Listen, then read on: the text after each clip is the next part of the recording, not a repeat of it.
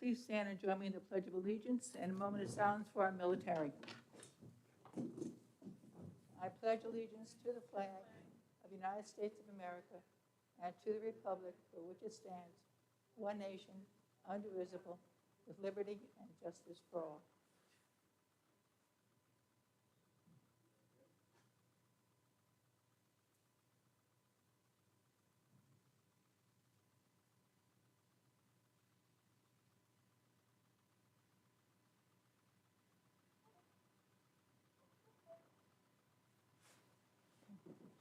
District Clerk, please call the roll. We have Mr. Murphy. Present. Mrs. Mallon. Present. Mrs. Kennedy. Present. Mr. Middleman. Present. Mrs. Augulus. Mrs. Napolitano-Ferna. Present. Mrs. Unz. Mr. Hauser. Present. And Mr. Kolahifar. Present. And myself, Jessie Kemp, the District Clerk.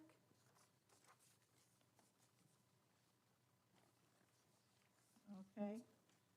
Call for a motion in a second to approve the minutes of the October 26, 2021 board meeting. Motion? Motion? Motion. Second? Second. All in favor? Aye. Aye. Okay, now I need motion to suspend the business meeting and convene the audit committee meeting. Motion?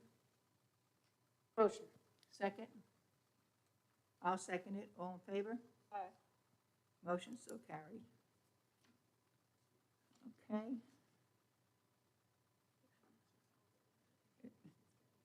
Okay, Mr. Hauser, would you like to introduce Mr. William Oderson of Cullen and Danowski? Yes, thank you, Lee. So Mr. Oderson is here this evening to present the financial statements and the result of the audit for the 2020-21 school year. That year ended this past June 30th. He will be presenting the management letter, which is basically a summary of findings and recommendations, as well as the in-depth financial report. Mr. Oderson. Good evening.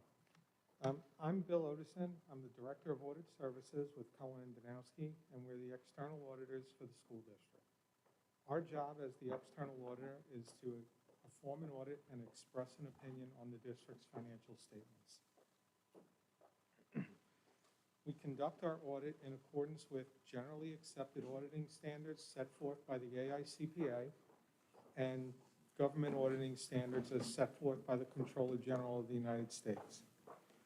Those standards require that we plan and perform the audit to obtain reasonable assurance about whether the financial statements are free of material misstatements. An audit includes the consideration of internal controls over financial reporting as a basis for designing procedures and examining on a test basis evidence that supports the amounts in the financial statements. Some of that evidence may include payroll payments and ensuring that they are in accordance with board-approved contracts and supported by timesheets where applicable, as well as vendor payments and ensuring that they're supported by invoices, approved purchase orders, with evidence that goods and services were received by the district and approved by the district's internal claims auditors. At the conclusion of our audit, we issued a number of reports with opinions.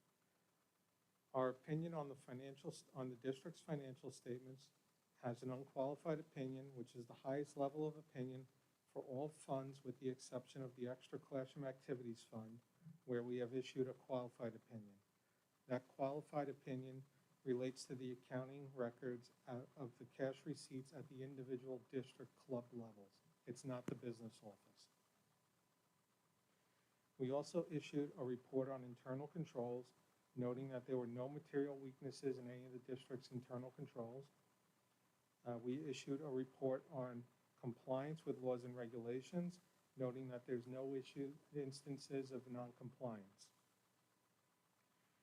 In addition, we issued an Extra Classroom Activity Fund financial statement with an audit report on that, And that audit report includes a qualified opinion, which again relates to the cash receipts at the individual club levels. All these opinions can be considered good by the district. We also issue an AUC communication letter. Now, that letter gives an overview of the audit. It communicates our responsibilities, and it's where we would communicate to the board if there were any disagreements with management or if there were any reportable findings. And we're happy to note that there were nothing of that nature noted in that communication. And finally, we also issue a management letter. In that management letter, it offers the district additional opportunities to strengthen already existing internal controls. Does anyone have any questions on any of those reports?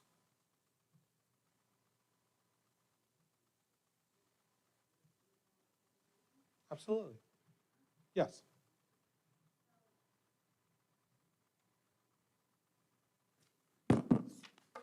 Okay, so I was looking at a few things. So on page 4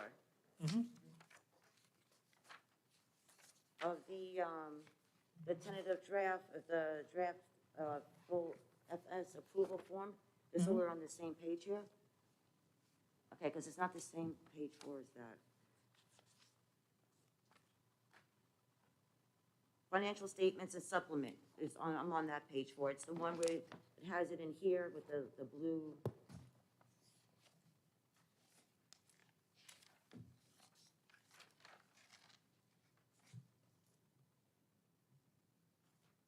Okay, so I noticed in here, so you know what, let me jump ahead a second. So I saw on one of the pages,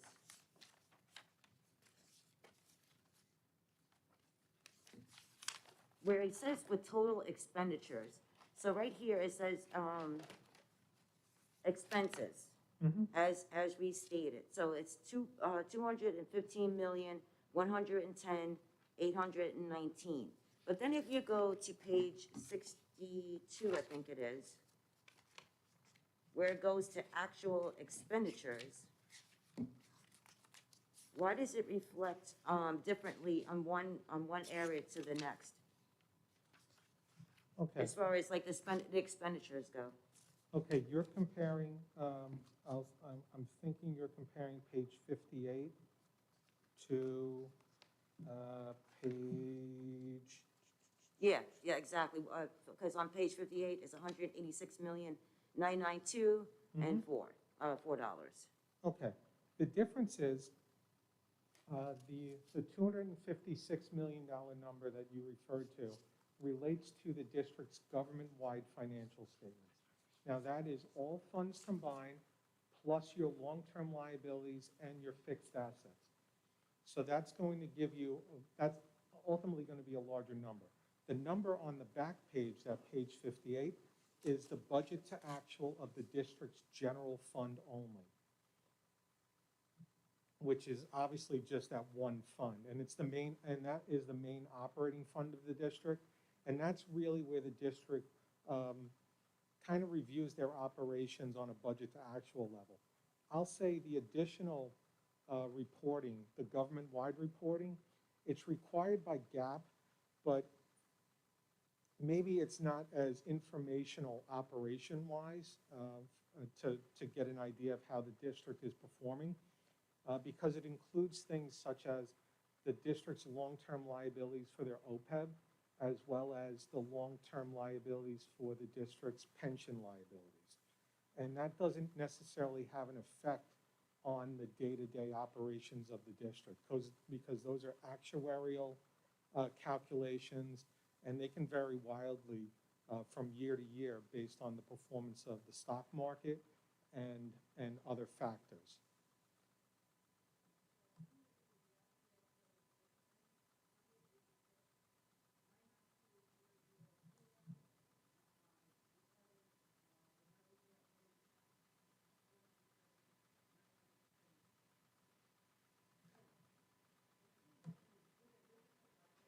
Mm-hmm.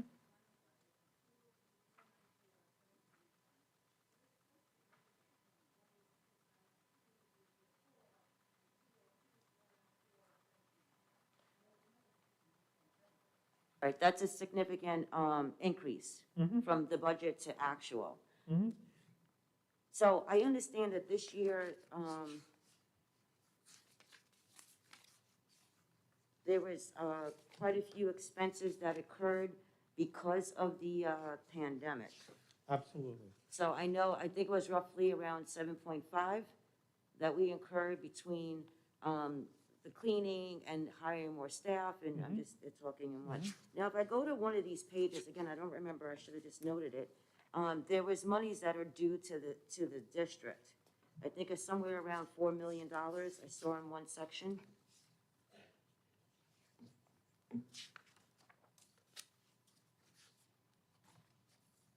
Do you recall where that page is? Let's see what we can do here.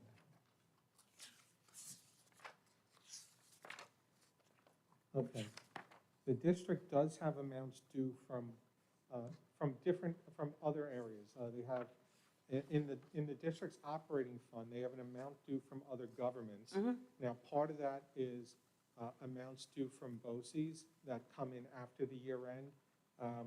Also, amounts due from other districts relating to related services that the district provides, as well as usually the district's second half of their pilot payment comes in after year end also.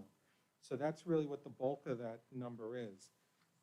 There's a little more detail in one of the footnotes that gives you that breakdown. Correct. Correct.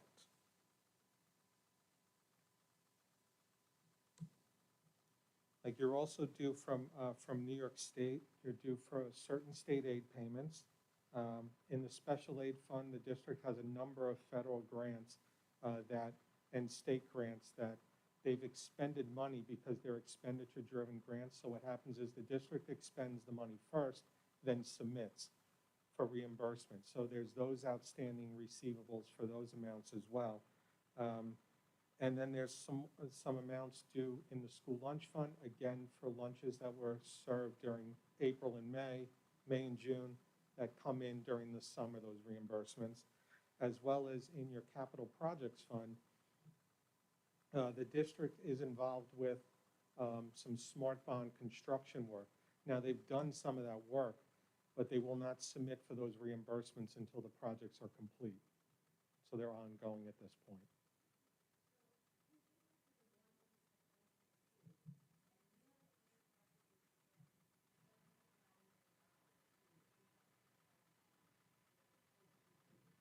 Mm-hmm.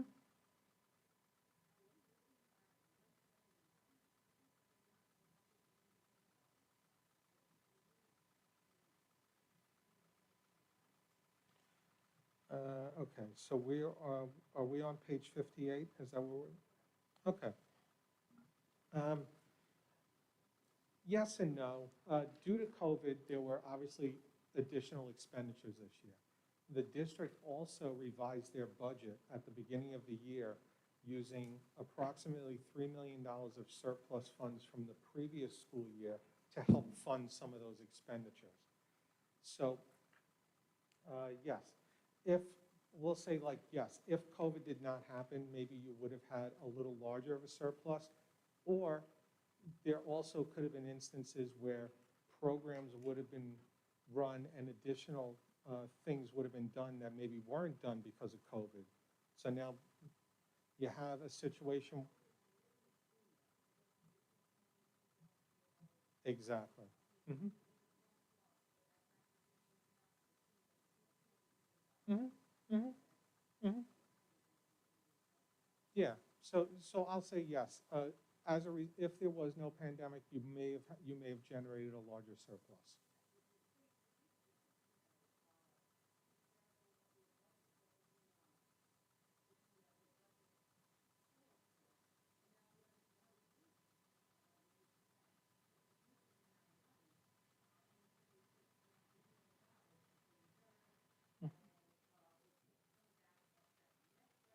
Correct.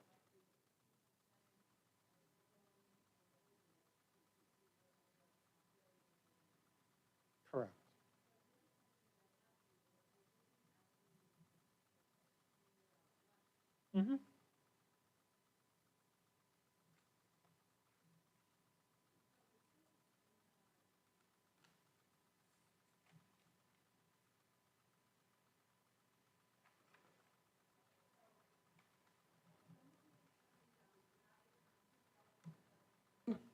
And you're leading it up to our current. And from your opinion, looking at this,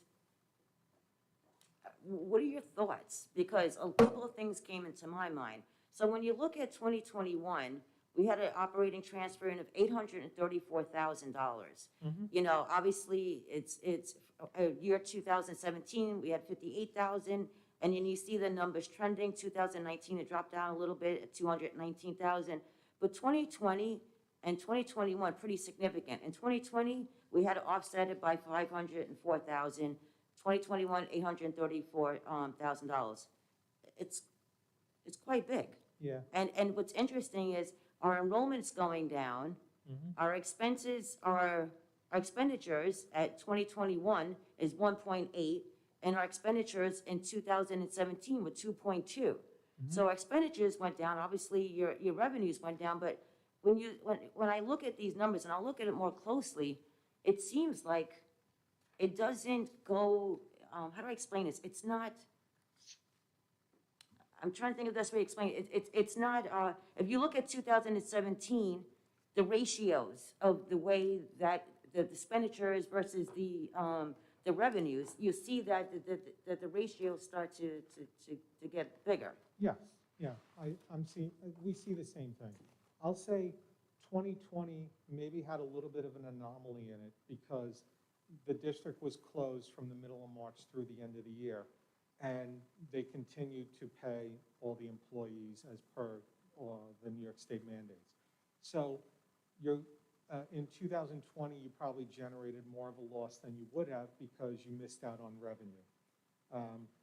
Granted, it probably wouldn't have made up for all of it, but it would have made up for some of it.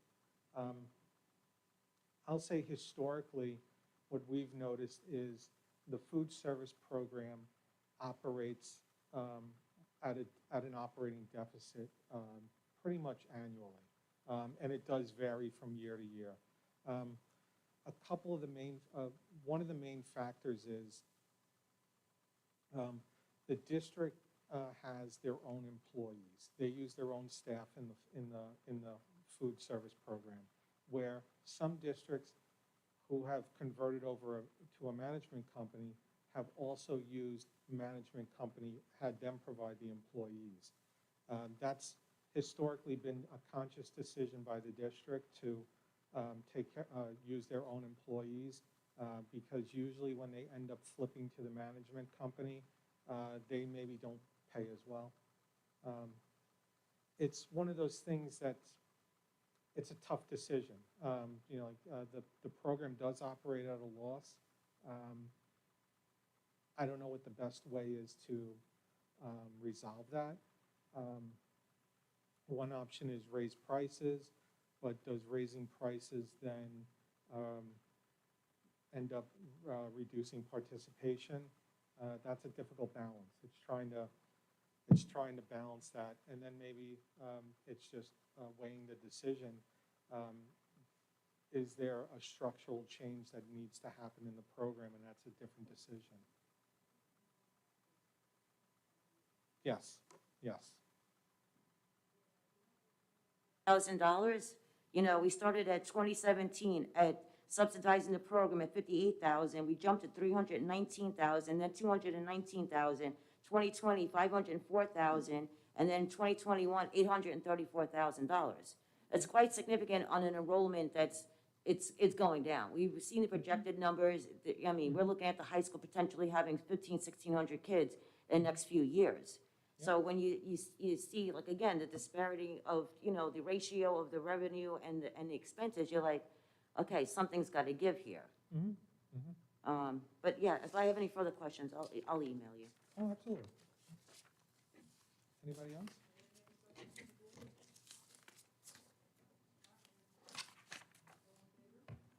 Aye.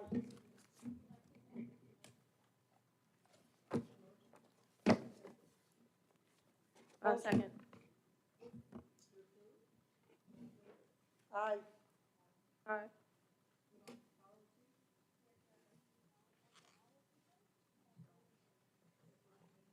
guys put your mics on? I cannot hear. A motion and a second to adjourn the audit committee meeting and reconvene the business meeting. Motion, Motion. second? All in favor? Aye. Aye. Motion so carried. We're going to go on to policy. Call for a motion and a second to approve the second reading and adoption of the revised policies as presented. Any discussion?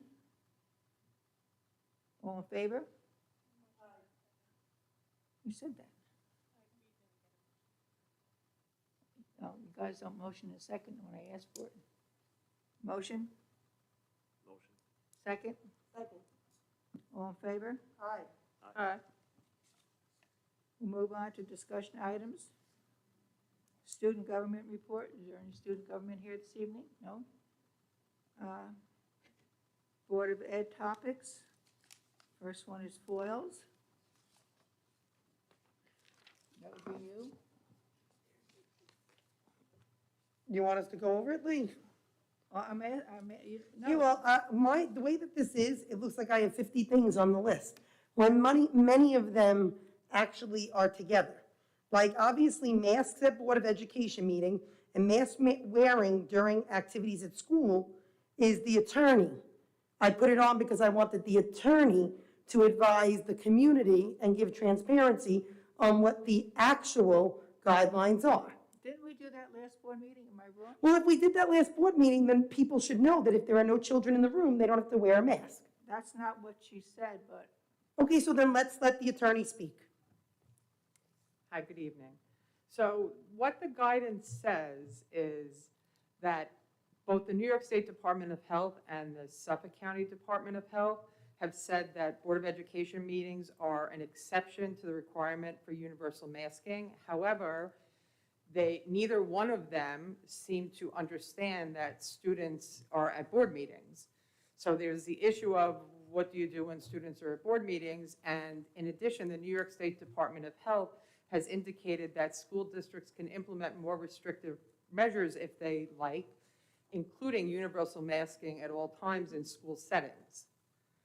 So while the guidance documents or email, one is an email from the New York State Department of Health, talks about board meetings being exempt, they don't address the issue related to students. And the fact that students are in the building at the same time doing extracurricular activities. So and should we students vote can on be it? in the audience. Should we vote on it? Do I have to put a resolution out on it? I just want to make sure that if we have a PTA event or any kind of event that's adults only, the guidelines are that right now, and I'm not discouraging children from coming by no means, but if we have for instance, And we did a comedy night for Ronkonkoma Middle School. They did a great job, but it was at the place. If we brought something into the school and it was adults only, technically, by these guidelines, you do not need to be masked, as long as you can socially distance. Though that is the guidance right now from the state. But as I said, it doesn't address what happens when there's a student in the audience. To the extent that there are students, our recommendation would be that there would be masking. If the board wants to have more restrictive measures, the board can implement that. If the board wants to say board meetings that if there's adults only, they don't have to wear masks, the board should make that determination. And that's what I'm looking for. I have said from the beginning that I was all for following the law, following the science, following the recommendations, not, please don't take this the wrong way, of legal, but following the recommendations of the actual presentation from the CDC, from the Department of Health. And so far, what I've read that we've gotten in the last few months is the Department of Health, the CDC, and the Suffolk County Department of Health are all saying school activities. They're not really saying board meetings, they're just saying anything that goes on in a schoolhouse, and they do have community activities, you do not need to be masked if it's adults only, vaccinated or unvaccinated.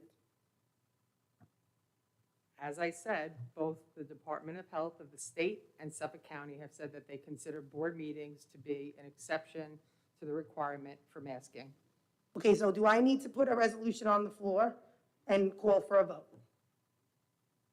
The board would have to act by resolution. Okay, so I would like to put a resolution on the floor to follow the guidelines as presented by the Department of Health. If we followed them when they were strict, as they loosen, we need to follow them as well. So, can I get a second? Well, does that mean with no children allowed, then we can't have student government here anymore? Leah, I'm not saying I want no students allowed. What I'm saying is, if we have an event at night, and it's, here, for instance, adults only in a school building for a fundraiser, we do not need to be wearing a mask. It's specific to what it says. The mandate is not on the schoolhouse. The mandate is on the educators, staff, students during school hours, during a school day. I read it all. And I spoke to our attorney, Lisa. She said it at the last meeting. Some of my concerns are, if it's at night and there are teacher participation, they will not come once they hear what's going on. That's number one. Number two, you're saying kids cannot be in the building while there's a school board meeting. If kids are in the building, that means they have to mask. Isn't that kind of? Lee, that's not what I'm saying. I'm not asking. I'm you- encouraging children No. to come to things. But if they're not here for things and it's adults only, why would we not follow the rules? The same rules that you want to follow to mask everybody. So when the government says, you know what, you can unmask, are you going to say in Connecticut, we're going to have stricter rules? Because I'm not going to say that. We either follow the rules always and stay consistent, which is the biggest problem, by the way, in Connecticut. Besides for transparency, the biggest problem here is consistency and equity across the district. And we're going to get into that next. I'm listening to what the attorney also said, Jackie. I'm not opposed to either way at this moment, but the attorney said that they did not consider that there are students in this building the same time that there's a board meeting. They did not consider that there are children in a meeting at the same time there's a board meeting. That's what the attorney just said. So if there are children in this meeting who will come into this meeting, everyone has to put a mask on? Is that what you're saying? Yeah, so then if you want the room to be masked at all times, they'll say there's a child and then everybody has to be masked, and I'm okay with that. What I'm not okay with is if it says that we don't have to wear a mask as adult people, vaccinated or unvaccinated, who are we to now become like sub-governor and say we're going to make even stricter guidelines?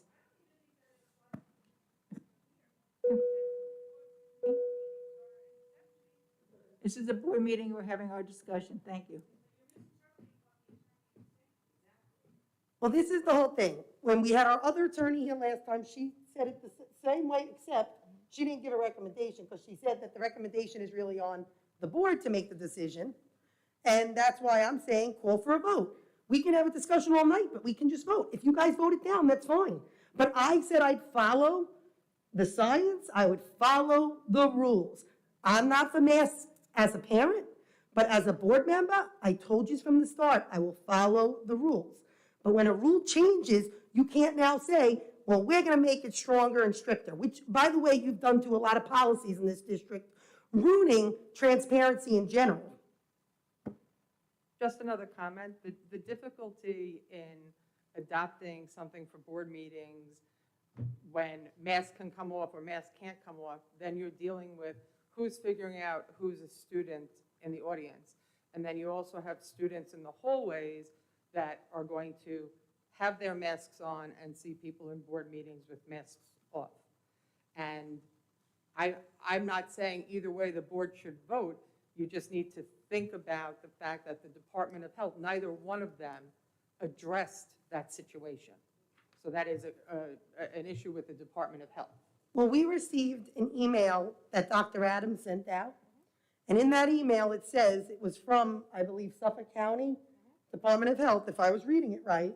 And it said, if board meetings fell under school activities, which could be perceived as a school activity, they would be, because it says that activities in the community are used, the building of the school is used for those activities, for community-based purposes. Activities, yes. So what I'm saying is, we need to vote. If you guys want to make it stricter, by all means, go to town. But give the community transparency. This is why for 3 weeks, I got to put 3 meetings, transparency. It's like I got to scream the word out.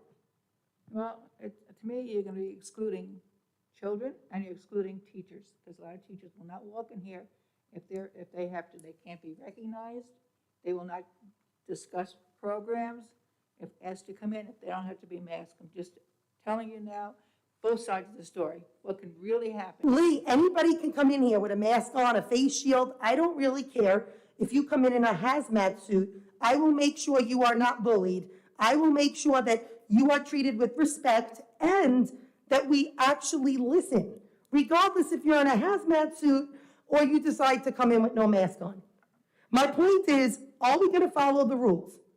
I put a resolution on the floor, and I'd like to know what the 4 other board members think.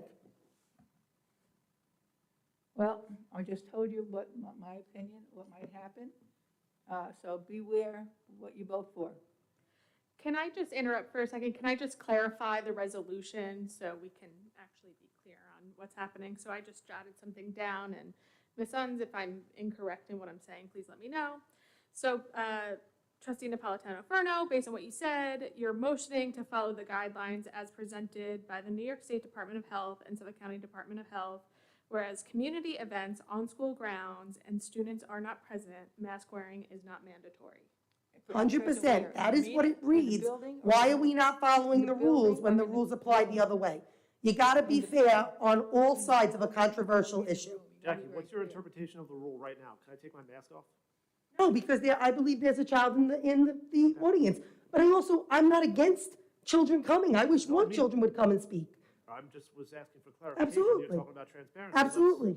But what if we have a comedy night at the school and it specifically says adults only? Do we all gotta wear masks? Because I went to a comedy club and we all didn't have to wear masks. Just back up from the mic a little bit. I can't really hear. I'm just saying, I went to a comedy club. We didn't have to wear masks because as per, if you're sitting at a table and eating, you don't have to wear a mask. So what I'm saying is, why do the rules, when they change, not apply to Connecticut School District? Why? I just don't understand. Are we following the rules or are we not? I just want the resolution to read. To read what the law says. Follow the law. Building, or in the auditorium, if a child's in the building, and the security says there's a child in the building, then you say. No, Lee, that's not what it reads. Let's stop interpreting the law. We're not lawyers. Let's stop interpreting the law. Listening to our attorneys. Let's go. I don't know. There's no misinterpretation. Read it, present it as written by the Suffolk County Department of Health, by New York State Department of Health, and the CDC. The same way you guys have brought things out saying, hey, mesh masks aren't allowed, but mesh masks are not specifically written. We had to get a special caveat from them. This is the same sort of thing. It's now written and it came through. Technically, we should have had this discussion at the last meeting, but everybody wants to push this kind of stuff off. Face the music, give the public transparency, pick how you're going to vote, and move on. If the vote doesn't go my way, and I'm in the minority, I've stood alone a lot of times, and I'm okay with it.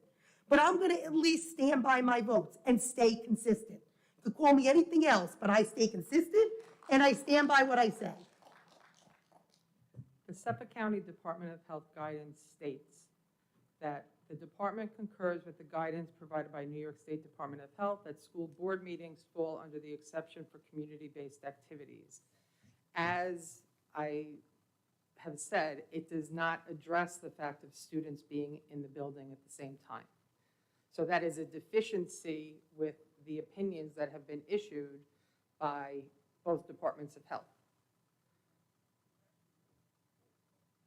Well, then I'm going to say that I want the resolution to state if there's a child in the room. So we're in an auditorium. If there's a child at a sports event down in the gym, they're not in this room. We have to start to be a little bit realistic here with social distancing. If I have my mask off here, a child in the gym is not getting sick by me. Let's all follow the science, please.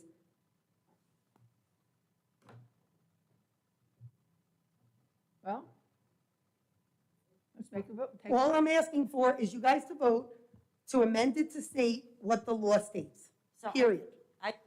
I just have a question. So who's going to identify the child in the room? I think we should just go by, Hey, listen, some of A these school- kids look like they're all ready. right, I think we should just go by school-age child. How about that? So if you're K to 12, you're a school-age child. If you're 18 and you're in college, you're an adult. No. How do I know that? No, how do we, because some of these children do look like they're college students, and it's hard to tell sometimes if they're a student of the building or, you know. You know what? I'm gonna go by the same, And I'm not trying to be difficult, but if they're saying, if it's a child, I just want to make sure, how do we identify that? I'm gonna go by the same as the medical, what is it, the exemption of the medical for people. We're going by using our discretion at the time. If my discretion is that the person sitting in the front looks like an adult, talks like an adult, and is an adult, then I'm gonna go by the discretion. We're all grown, intelligent people, and like I said, at this point, I wouldn't say, hey, throw the masks off, everybody. What I'm saying is, put the opportunity out there, because if there is an all-adults night at a school, they should not have to be masked when that isn't what the law states.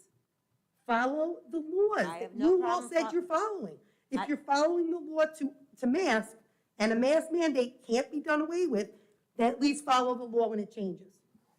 I have no problem following the law. I was just asking just a general question because it brings up a kid. I'm just want to know, how do you identify a kid in the room? And That's it. again, I encourage students to come and speak. I would love to hear their take on all issues in school, because really, they're the ones we're advocating for all different things. But at the same token, if there is an all-adult, anything, a meeting or anything, and there is no child in the room, not saying leave your children home so we can all be unmasked, not saying that, saying let's just all be adults and follow the rules, the same rules that we tell people, hey, you gotta be masked, or else I'm gonna stop the meeting and we're all gonna sit here for 20 minutes. Let's do the same thing for, hey, there's no children in the room. You know what, guys? At this point, we can unmask. So I just have a question. I'm all for following the rules, and I'm all for if the mandate's loosen, we loosen. But let's say we're an hour and a half into our meeting and a child walks in. Everybody whips out their masks and put them back on? Yeah, we follow the rules, the That's same fine, rules. that's fine. I'm all for the rules. I'm just And I'll throwing be the one scenarios to out say, there. everybody, can you please mask up? I have no problem with it. I just want to follow the rules Also, the same way I'm people that following feel them to be masks are masked, important. and I'm You not, know that. and I'm not for it.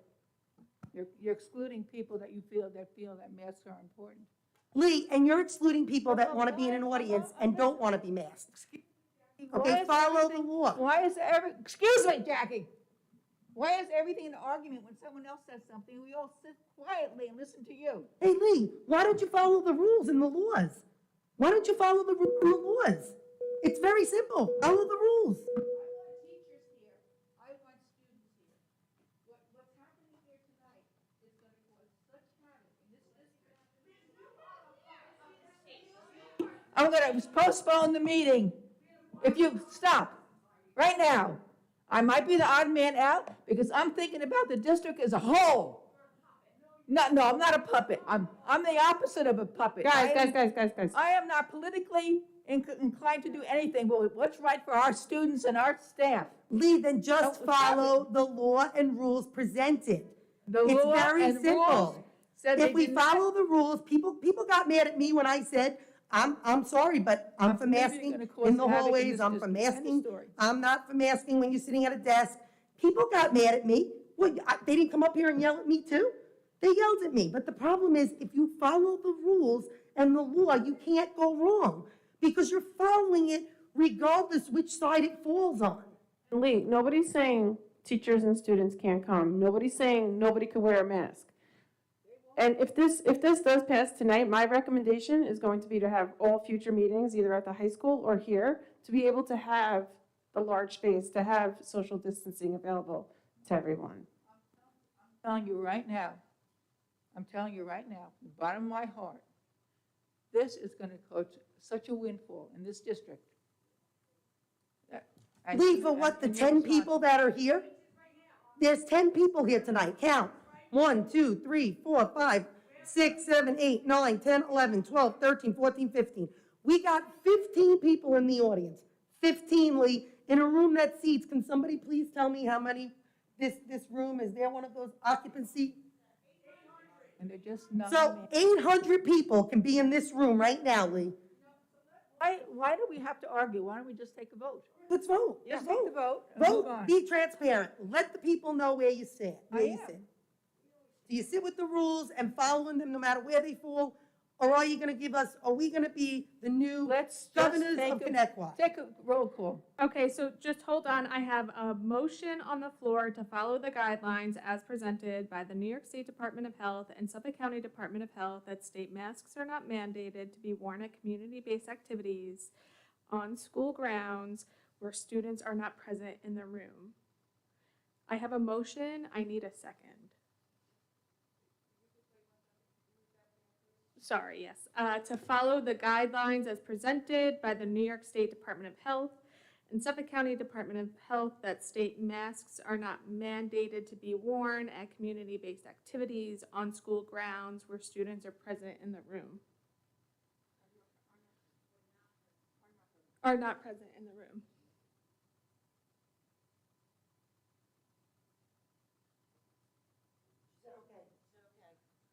So again, there is a motion on the floor. In order for a vote, there needs to be a second.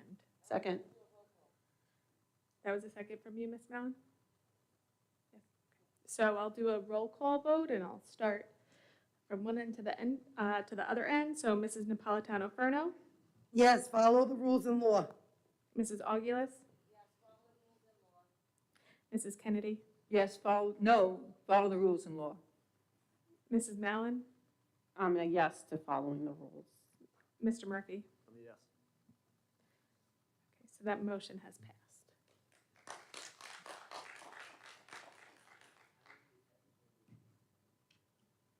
Okay, let's move on. We had foils, transparency. I think that will have to go back to for the next meeting because I need the attorneys to give me more clarity on foils are very, very expensive, and I really want to just see what the breakdown is. I'm not telling community members not to foil things. What I am saying is they're extremely, extremely expensive, and from what I see, some are not consistent. So I'd like to see what's going on, and I think that should maybe be held off till the next meeting, and I would appreciate that, unless anybody else wants to speak about it? No? Okay. I'm gonna go down, marching band kick line trip, I'm gonna say I'm so sorry. I sit with you guys, I'm one of the band parents, and as well, and even though I feel very, very bad for the kids, and I feel like we shouldn't have let them get their hopes up, get excited, and forget about the amount of money that us as parents may have put out and will not get back. But I also feel like the biggest problem was the lack of communication. In the future, I would like to know from the administration, what are we going to do? Do we need a policy? Do we need something to say, like, by a certain date, by a certain amount of time, we need to know?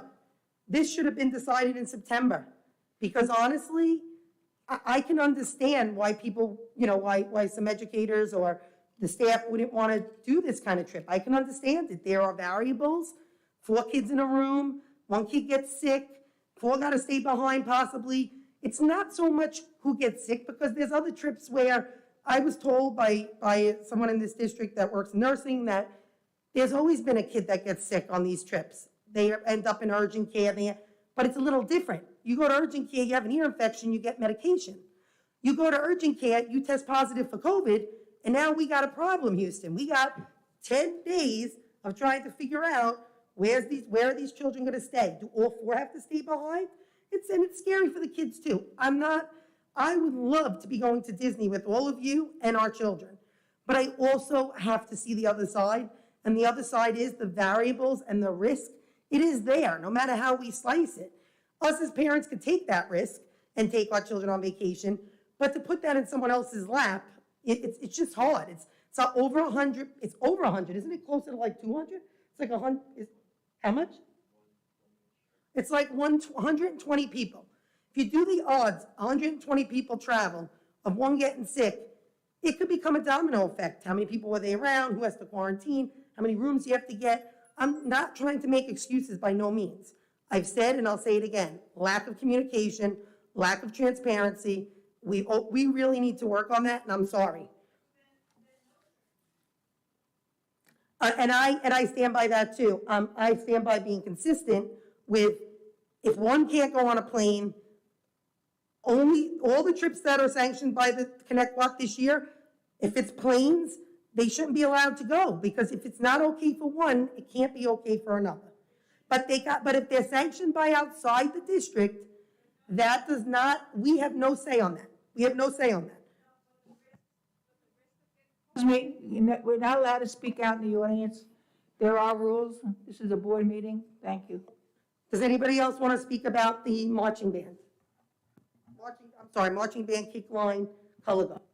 No, I agree. I don't think this was a decision that came too lightly. I understand, after speaking to several people, the moving parts of this. God forbid if it's your child that has COVID, there are parents that barely scraped up money to have their child to afford to come onto this trip. They can't afford, if a child has to be quarantined for 8 days, 10 days, whatever it is, having to fly a parent out, then having to take a hotel room for additional time. This can be devastating financially for some parents. Listen, I don't think, again, this was an easy decision to come to. I understand why it was made, but I happen to agree. If you can't allow this and say a sports team makes it to Florida, well, okay, we're gonna allow that. No, you have to do consistent across the board, and it's unfortunate that we have to even come to this place, but we can't allow one and not the other. It's all or none. Saying that no more trips, or are you just saying airplane trips? Airplane. Okay. Just for this year, we can revisit it, but what I'm saying is if one can't go with one, I don't think we should be like picking and choosing what trips we're allowing. We should allow trips if they're by bus. And that gets to the whole mass breaks on buses is gonna be a whole other issue. So let me just comment on the marching band. I do apologize, and you are correct there. We did not do a great job with regards to communication and the timeliness of notification. Not to fall back on, this is obviously, over the past couple of years, we faced a lot of new experiences and new challenges, and this is definitely one of them. We had all hopes to make sure that we tried to return to some sort of sense of normalcy. But we will do a better job, and I promise that we'll do a better job to make sure that we're communicating. We'll create a timeline that we'll share with the board with regards to trips and notifications and parent notifications, parent meetings, and requirements like that. As far as additional trips, there are no, so my office, I approve the trips. As of right now, there are no trips that require airplane flights. Perfect, thank you, Dean. Anybody else want to speak to that? Are you guys good? No, I'm good. I agree with what everybody said. Okay, we're gonna move down to, and we'll go back to the vaccine mandate, because I just spoke to Mylene. She'll go over that at the end, because I think that's gonna be longer. Halloween costumes. This is actually gonna go to you, Dean. So I was actually speaking to Marisol. She was gonna bring it up too, so I'm gonna have you speak too, about Halloween costumes for kids K to 5. It's like one of those things. I don't want to say something and then it'd be like, nope, next year everybody, only kindergarten and first grade are allowed to be. I don't want that. I commend the schools that allowed kids K to 5 to wear their costumes. Kids do not get to do these things once they get to secondary school. There is no reason why, especially after this pandemic 2 years, we can't allow kids to come to school in a costume, especially with all our guidelines of it can't be, something too scary, can't be a mask, can't be this. It's like wearing pajamas almost. We wear pajamas to school for pajama day. Why are we not allowing students K to 5 across the district, especially when I have been fighting for 2 years now, equal equity across the district? Equal. Make it special for all kids. Marisol, jump in. So my biggest argument with that was that you would have one elementary school that allowed it, you'd have another that didn't. These kids do outside sports together, outside activities together, who's doing Boy Scouts, Girl Scouts. They talk about, oh, I'm wearing my costume to school. And then little Johnny can't wear his costume because he's not allowed to in his school. It just, they should all do it across. They're only 6 through 10 once in their lifetime. It's one day of the school year.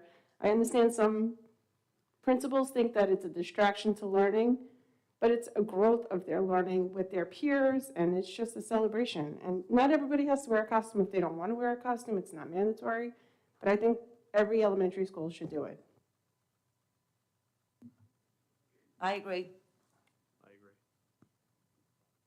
So generally, those fall under the discretion of the building principal and how he or she wants to run their building.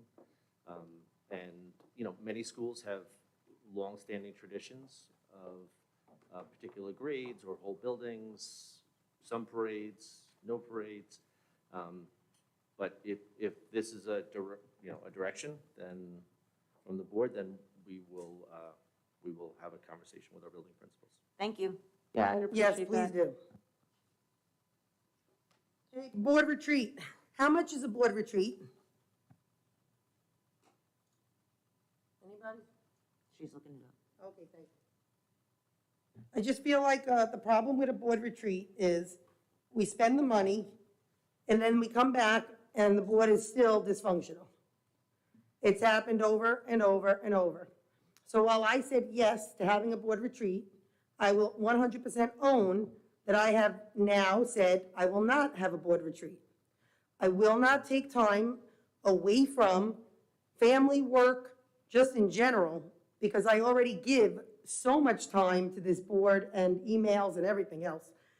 And unless we're going to go in the direction where we're really going to be more functional, less yelling, yes, less issues, unless we're going to accept that everybody has their faults, me included, and we have to work with one another, I don't want to waste district funds on a board retreat that's been wasted in the past many, many times and changed nothing as per previous board members.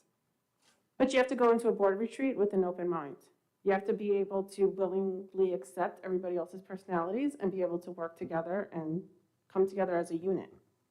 But then the same has to be said for me and my faults.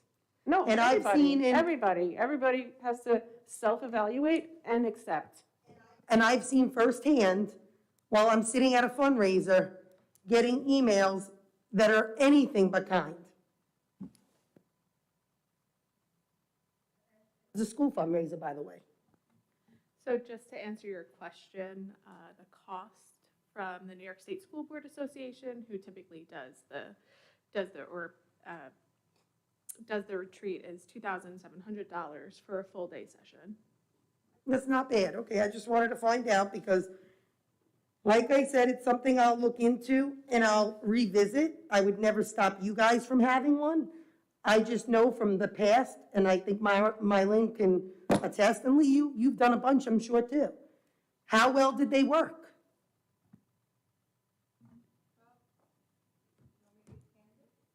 Yeah, can you, I actually am being seriously, I really want to know, how well did they I'm work? just saying, we don't do them that often, but the last one Mylan went to, I went to, and the previous board, they were not happy with what was said to them, so they chose not to like them and not to follow the rules, the guidance. So that was my last experience. I don't think Mylan had a different experience at the time. We both were there, and she agreed with me at the time what was going on. So, you know, it's up to you, if you're going to take them seriously, if you know they're meaning well, they're giving you direction, they're telling you how it should be done, and they're not talking down to anybody. They're just telling you the way, the rules, the governance, and what should be followed and what shouldn't. They tell you not to go use the internet. They recommend, stay away from that. A lot of recommendations. It's up to each individual board member to accept them or not. Do you believe it would help this board? I'm being honest. I think it's good. I think it's worth it. I think it's important, really. But, everyone has to buy into it and go in there saying, okay, these are the rules and we're gonna follow them. I'm not gonna be phony. I tolerate a lot, a lot. Few seconds before this meeting even started, I thought I was going to lose it. So the respect is a joke. The bullying is real. And I have tax season coming up. And you know what, Jackie? I would have done this for you. And I would have done this for you, Marisol, and I would have done this for you, Brian. But I have taken more than I can handle. It is, it's so much that I have to sit here and try to keep my cool every time that I'm offended or every time I am bullied. And you know what? And I will fight back. And it was uncalled for, the comment you said before this meeting. So we're gonna do kumbaya and we're gonna have fun? I'm telling you right now, I call it like it is. There is no respect. The bullying has been going on 7 years since I've been on this board. 7 years of bullying. The first year, I kept shut. Second year, I started to say, oh, wait a minute. Why does it seem to be the same person starting with everybody? Trying to remove board members from the Board of Education. It's been nonstop. Nonstop. So I'm not giving up any part of my tax season to sit here for 8 hours to do kumbaya to have the same result, because it's going to still continue the disrespect and the bullying. Lee, I'm I think, hold on, in all actuality, Mylan, you should really Well, apologize Mylan- for what you said. Lee. Mylan, I don't want It to hear goes it. two I ways, said my piece, Mylan. move on. I can't even tell this audience what you did personally to me. Lee, Okay. And what you Lee, did with others. Lee, Yeah, Two- okay. you have And blame sent it on me. some doozy wops of emails. People are foiling the emails because they want to see what's written. And I personally, just so everybody knows, wrote an email to the district clerk and the attorneys stating I give full permission to release my emails with everything I write. Instead, people are getting emails with like 5 words is all that you're getting. What a waste of district funds. So yeah, I have a problem with that. I wish people saw the phoniness and the fakeness. I wish people saw not that, oh, look at Jackie, she's trying to grandstand and fight the kids. No, look at Jackie at work, constantly sending back emails. Can we do this for kids? Can you look into this? Why is this kid getting bullied? Why does this kid not have transportation? Why is there a special ed child that's still stuck in a school? What are we doing here? Where is everybody? What's going on? I think that Dean can attest that he gets these emails and phone calls. I called him today for one. So not for nothing, just, if you really want to have a board retreat, then you really should apologize for what was said. It was completely inappropriate, completely. And not for nothing, I'm not picking on you, but it was inappropriate. If she said it to you, I'd stick up for you too. I said at the very beginning of the meeting. So let's call it quits. Yeah, I was talking to Dean, not you. Can we just, can we move on? You guys take this offline. This does not need to be. Okay, next, moving on. This is why, to be very honest, I want the community to know. It's not that Jackie said I wouldn't have a board retreat.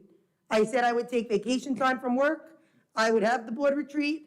I said it's a waste of district funds if it's going to do nothing, as it hasn't done anything in the past several years from different previous board members I've spoken to, not just the last board, but previous, who told me it doesn't work. It only works for people if they learn respect. It only works if you want it to work. You have to go in willing to be able to work together and to be professional and change and accept everybody for how they are. That's the only way it'll work. You're 100% right, 100. And I think you're I seeing get it, I get it. And I Marisol- had never done a board retreat, and that's why I thought maybe it could help us. But if we're not willing to go in with a good outlook, then there's no reason to waste the money. Okay, next. I put armed guards on here because I think it's time that everybody owns their votes. I think that we should have a roll call right now to give both sides of a controversial issue their hearing. They need to know, because there's just too much misunderstanding, misinterpretation, too much gossip, too many things that aren't true. I don't really think people know where anybody sits on it, and I think they think like they're gonna get pulled. But from my understanding and I'm not talking about executive content, I'm just saying, from my understanding, there are 4 people on this board who support armed guards. If I'm wrong, please say so, and I'm not speaking for you. I'd like each person to speak. That's fine, you're not speaking for me, but I don't even understand where this is coming from. This is not even up for a vote or, I mean, we have armed guards, period. No, it's not grandstanding, No, Lee. hold on. It's emails. Do we have armed guards, yes or no? Yes, we do. Okay, is there anything that's up for debate or a vote to either get rid of armed guards or to keep armed guards right now? Did we have the attorney look into it? Did we have the attorney look into the referendum? I don't know. Yes, we did. No, we did, but I think it got was the before we report. came on the board, or just as we were Okay, coming we on. got a report, and all I asked on that report thread, and this is going back over a month ago, was that we give the district transparency, we give the members of the community transparency, and we once and for all, at least for this board, give the public what they want to know, which is, are we going to pull them at the end of this year, or are we going to keep them? My understanding is we're keeping. Been any Yeah, I have no problem giving transparency, but why do I don't need to tell them what I have for breakfast.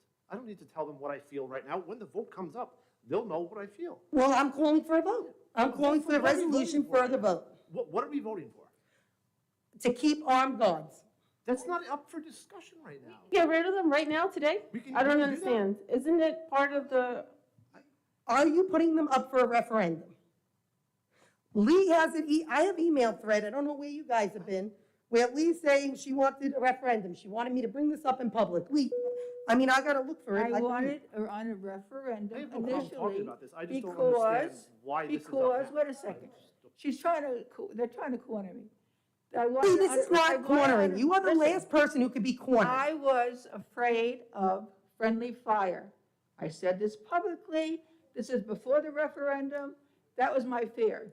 I didn't want to be responsible for a gun, me shooting a child, or anything. I didn't think it was my responsibility. I thought it was up to the parents. So I asked for it to be put on a referendum, so all the parents can make that decision, what's best for their child. That's what I said, that's what I stood by, and that's what I stand by today. And what did the legal guidance now say to us, not once, but we paid now and wasted district funds, by the way, twice. Because I got the, if you look, we can ask, I wanted it read in public, but they told me that can't be done. But I'm asking, what did the referendum say? And what does it say about a referendum, Lee? Because we got a recommendation from legal, and 2 different lawyers, too. I spoke to the attorney, and they did it in other districts. It was able to go on referendums in other districts. Lee, what does it say in the referendum legal paperwork that we received? What it said to that, and then I asked the question, I said, why is it in the other school districts? He said, Ask that on paper for me. Can you So? please ask that in an email so that I have it as a record? Why are we arguing about something we have? We have, Because I want to give transparency. And the reason I use the word so frequently is because we have so many board members who say things in executive, that's not even, by the way, executive content, but then we come into public and it's like, oh, Jackie's grandstanding. No, Jackie just wants transparency because I want people to, if people want to foil things, foil away. But I want you to know we're spending a lot of money on those, money I didn't even know because I foiled things. And I didn't know that it cost that much money. I think it's actually ludicrous what it costs, to be honest with you. But I think it's ridiculous that we're not facing the fact that we're doing wrong by the public and the community. If everyone feels the need to foil everything, it means we are not giving them transparency. Whether you guys believe that or not, ask them. That's what I'm being told. Jackie, we're not getting transparency, so I'm gonna foil all your emails. Okay, foil away. I gave full permission to the lawyers to give everybody my personal ones to everybody. I don't care. I stand by what I say. can we move on now? Yes, please. Thank you. So I'm just saying, nobody's gonna own how they vote. Okay. Okay, now, I voted for the armed guards. Lee also voted for the armed No, guards I did because she not. voted for the contract. Yes, All you right, did. so let's move on. once you lose the original vote what would it, what, am I trying to grandstand? Of course I'd vote for their contract. I wanted it under referendum for the parents. But once I didn't get that, I moved on and I voted for the contract. That's just You didn't common move on, sense. Lee, because I got an email the other day and it was you against me. It wasn't poor Lee. It was you being very, very nasty. Okay, we're moving.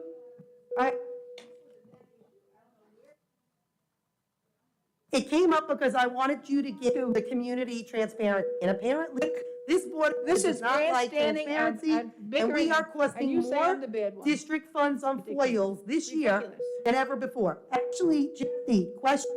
Lee, I'm on my next subject. You have to stop. Jesse, how much are the foils costing, please? I know I asked you about last year to this year. Do we know the difference in price for September at least, or August?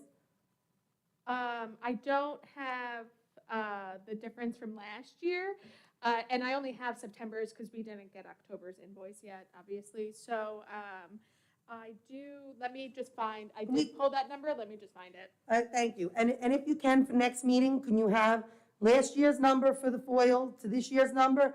Yeah. Because it's two different boards. So Yeah. tell me, why is this board being foiled so much? Okay, so I added something on the agenda, on this topic. All right, so I only added one thing for the thing. So Jeffrey Dinowitz is adding the COVID vaccine to the list of mandated vaccines for students. This is what he put on the floor as a bill, a potential bill. A similar bill was also introduced by Senator Brad Hollyman. I believe that if the districts can band together to put a strong voice to the governor and Jeffrey Dinowitz and also Brad Holloman, that we are not in favor of doing a COVID vaccine mandate for our students 5 and above, and that I believe that it should be a decision that's made with their parent in consultation with their pediatrician. I don't see the science and where it says that these children need to be vaccinated for COVID. And I'd like, AKA Linda/Dean, if and reach out to the supporting districts to see if they would join us in a letter to write to the governor against the bill that Jeffrey Dinowitz and Brad Holloman, I'll give you the correct spelling of their names, that we are against the bills that they posted on the table for approval. So I'm just looking for support from my board to, one, have Linda gauge whether the other surrounding districts are in this matter, and if we can put a joint letter together to the governor and these two senators that are proposing this bill. 100% support that. Me too. And I think other districts have already sent letters out. I think we sent them to you. Yeah, individual, but I think as a joint letter, it would be great. I think the district should send an individual, but I also would like one in conjunction with other districts, so to bring a unity front. I'm willing to do that, but I also like to go a step further. We can do it as a board, but I also like a quick survey to how many parents feel this way, so we can send out one for 5,500 students, for parents, or the majority of those parents, that they feel the same way. Will you sign it, Lee, if they put the survey out and it comes back with 51% one way and 49% the next? Because if you say yes, I'm for it. There are two different topics. One, from the school board, joining other school districts. I would be happy to sign that. Two, I think our parents, all of our parents, should have some sort of input, how they feel about this. Nobody's telling the parent not to get their child vaccinated. This is not what this is about. You don't want. I think what Mylan is asking is that the school district not enforce it, but if the parents want to take their child, Yeah, they can. 100%. Right. Parental choice. Mylan, am I right? Parental choice. I said, in consultation with your doctor, then the parent can make that decision with their healthcare provider. I am saying that this should not be a mandate. I am saying that there should be parental choice in consultation with their pediatrician. I'm not telling parents one way or the other to vaccinate. Not my job to do that. That is a personal choice. It should not be a mandate. That's all I'm asking. That And other from districts somebody- can get together and support it being a mandate. From somebody who's actually, I'm vaccinated, and I don't know, nobody really cares, but and I'm a 100% against a mandate. It's not about if you want to be vaccinated or not. It's about, we shouldn't be telling people that they have to get vaccinated. We shouldn't be mandating children get vaccinated. I don't know these kids' backgrounds, their medical issues, their mental health issues, not our place. Neither does the state. It definitely is not our place to mandate anyone. We're fighting, child. we're opposing a bill that's on the floor. That's what we're doing. We're opposing a bill on the floor to the two senators, which I will give Dean the correct names and spelling, and also to the governor to let her know that we are in favor of parental choice when it comes to the COVID vaccine. They didn't make the flu vaccine mandated. Why are they making this? 30 seconds hot off the press, we're gonna jab kids. Let the parents make that decision, not the governor or the two senators that want to put the bill on the floor to pass. I don't have a problem with that. So is the board asking for a parent survey? No. No, I don't want it. Well, the problem with that, and I've said it before, is I'm not against surveys. I just think that they are not done in this district in the most conventional and fair way. All right, all right. I just wanted to add something. I apologize because I just got the date literally yesterday. So on December 1st, at the town of Islip, there is going to be a town hall meeting regarding the project at the Island Hills Golf Course, which is in Sayville, but is the Kennequot District. The developer had put submitted a proposal for a zone change. The current zone is a AAA, which means the developer can build 84 homes tomorrow. Put the shovel on the ground, that's what it's zoned for. He is asking for a zone change for a planned development district, which means he can build the apartments, 1,365 apartments. He's got amenity space and all kinds of things. So December 1st is the town hall meeting, and I want to encourage parents, if they feel very strongly against this project, to attend the town hall meeting. Can always email the district clerk. I could give you the link for the town hall for further information. But this will definitely impact our surrounding areas of Bohemia, Oakdale, and Sayville. So I just wanted to give the community some information that there is a town hall meeting regarding a zone change, and I think it's important that we get involved and see exactly what it is this developer wants to do. So if anybody's interested in the link or more information, just email the district clerk and she'll give you the links for the more information. Okay.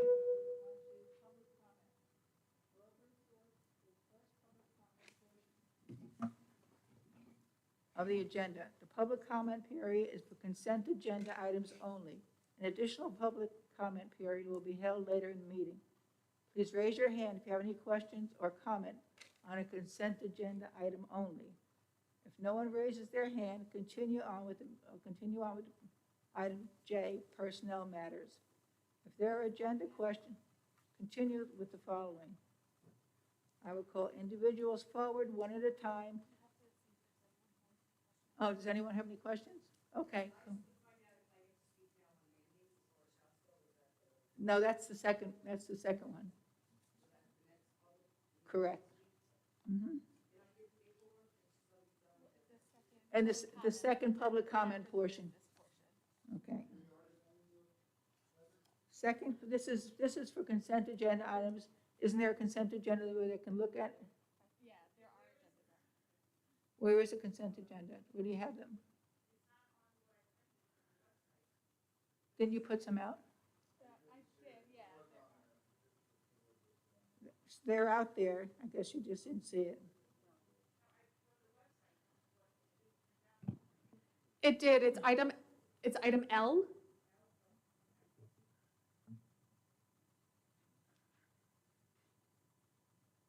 Okay. It's the list of those items. Do you see that? So are there any questions? Okay.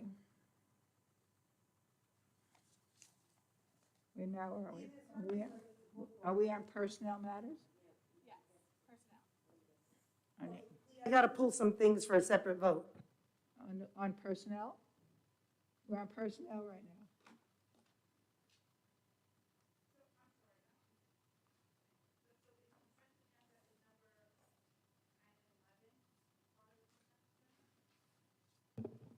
The trips? Yes. Okay, you can come up to,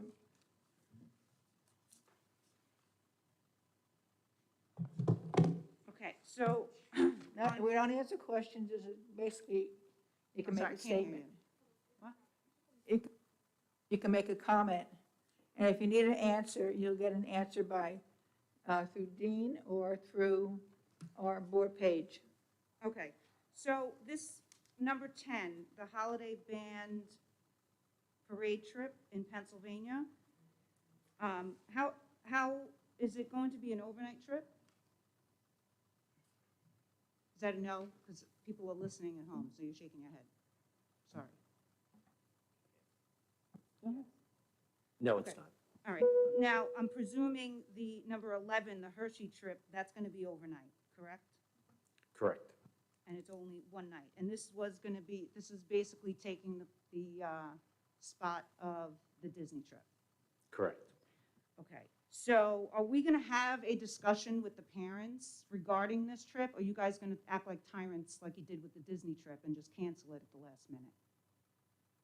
So the music department was waiting for the board to approve the trip this evening, and then they will coordinate communication with the parents. Okay, so let me ask you a question. There's certain information that was said even tonight and last night during the Zoom meeting, that the concern about the Disney trip was, what if somebody got COVID and the parent had to go retrieve their child from Florida? Nobody thought of involving the parents and asking them if, one, that they were going to be in Florida, that they would be available to take their children. Number two, there was no survey or communications with the parents to ask, how do you feel about, like, what are your inclinations? You don't even know whether or not the majority of parents would be okay with that? No. The answer is no. I know it's no, because you failed to communicate with the parents. You know, the parents are the legal guardians, and you guys wouldn't even be able to have any COVID tests or any medical procedures on the children while they're in Florida unless you had their parental consent. So so what's your contingency plans if, in Hershey, if someone gets COVID? Or is that not going to apply because it's Pennsylvania and not Florida? So all of that information will be shared at the parent meetings and discussions, and whatever information is sent out by the music teachers and music director. Okay, so you're asking the board to approve a trip the same way you did with the Disney trip, I presume? Or what, am I incorrect? Was the Disney trip approved by the board initially when it was first? Oh, okay. So you're asking, so I see the same pattern happening with this. You're asking for permission to go on this trip, and the same scenario is going to come up because I have news for you. COVID's in Pennsylvania, and the kids are going to be housed, probably 2 to 4 kids in a hotel room, and they could then get COVID, possibly. I don't know. I haven't been able to look up. The CDC website doesn't give you the infection rate based currently. It's kind of lumped all together. The chances of getting COVID, I don't think, are anything more than maybe tuberculosis, which has been a problem for at least 15 years. And tuberculosis is, if not more, contagious as COVID, and you have to isolate, and it's an airborne virus. I mean, have you guys ever discussed that before on any other trips? I mean, I don't see the rationale of saying So, it's just a plane, you know, but Hershey is we have fine. apologized for the inconsistencies with communication. We've apologized for canceling the trip. We've apologized for my email that didn't go out on the 29th that I had to resend out on the next, I think, on Tuesday. That's where we are at this point. We're looking to plan another trip so that these students can have the experience that we want them to have. It's not perfect, and we understand that. and there's no more that I can say about how this went down, I feel bad enough, okay? And I accept responsibility for all the mistakes that have happened. There's nothing more than I can say to that. We need to move forward, and we need to look at this next trip and the next experience for kids. Okay, I understand that you need to move forward, but you have to understand that this was sprung on us 2 weeks ago at the last 2 minutes of the board meeting as people were walking out. It is, I am trying to keep my language clean, but it was.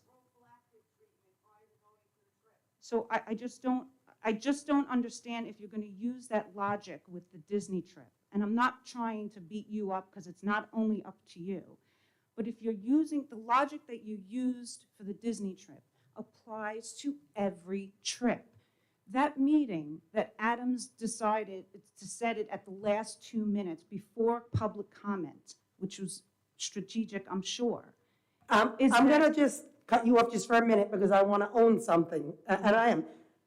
I give Dr. Adams a hard time very often, and she has been very nice at times when I have been annoyed. I was the one, if we watch the video, because I'm going to own it, we had just learned about it in executive, and I had turned to her when the senior trip came up.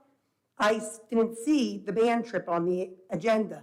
So I had my mic off, I leaned to her, you can watch the video, and I said, are we telling these people about the band trip? Because I'm gonna tell them. And I'm gonna go on social media or whatever I gotta do because I'm one of them and it's not right. And she said, I got it, I'll mention it as soon as the other board members stop talking. So in defense of that, I don't believe it was strategically done. I think it should have been said when we said it, when we were talking about the senior trip. But she did say it after I had said something to her. I don't know if the next day they would have sent the robocall or would have done it a different way. But I don't want to just leave it that she just came up with that herself. Well, I don't think she came up with it herself, but I just find it reprehensible, the way in which the decision was made.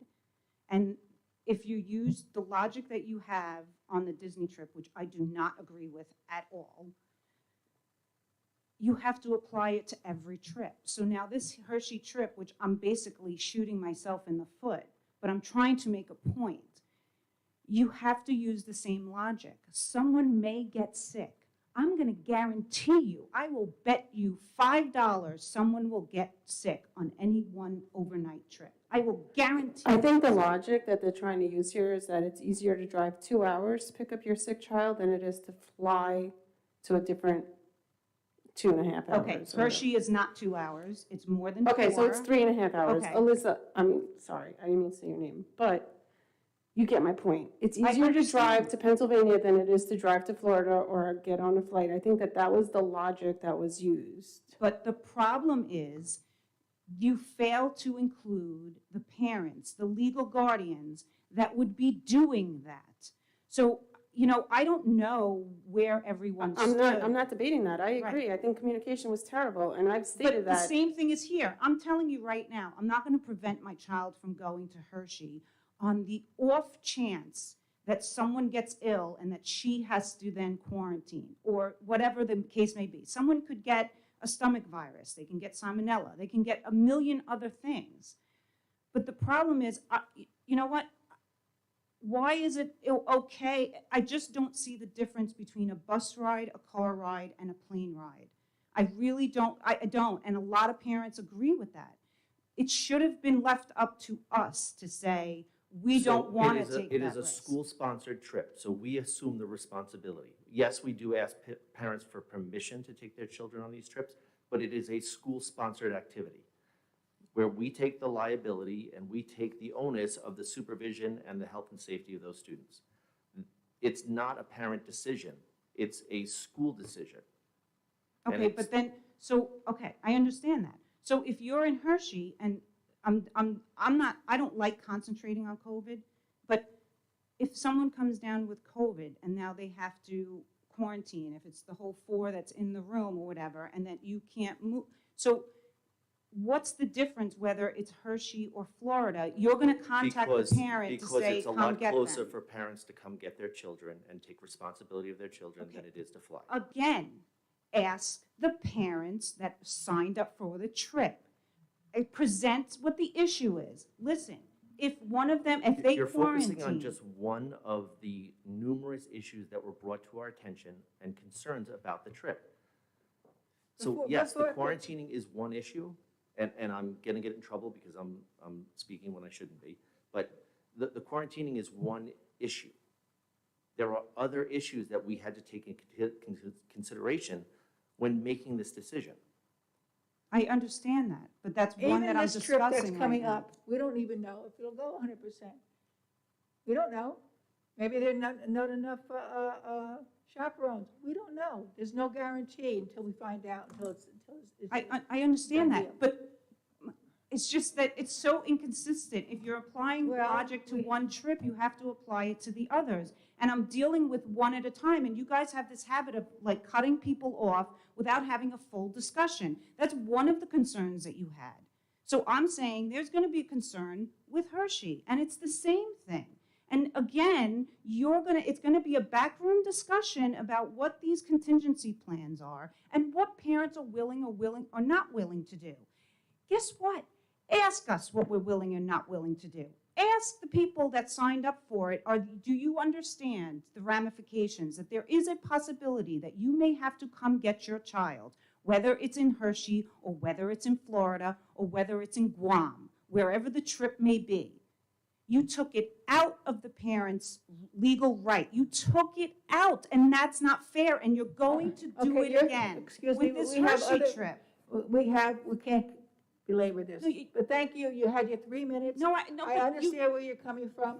I feel but I didn't terrible get for the the answers kids. then. So But how the is it, answers what are to- the answers contingency aren't- plans wait, for the excuse Hershey me. plans? The answers aren't coming here anymore this evening. You've got more than your fair share this evening. There's a lot less people here.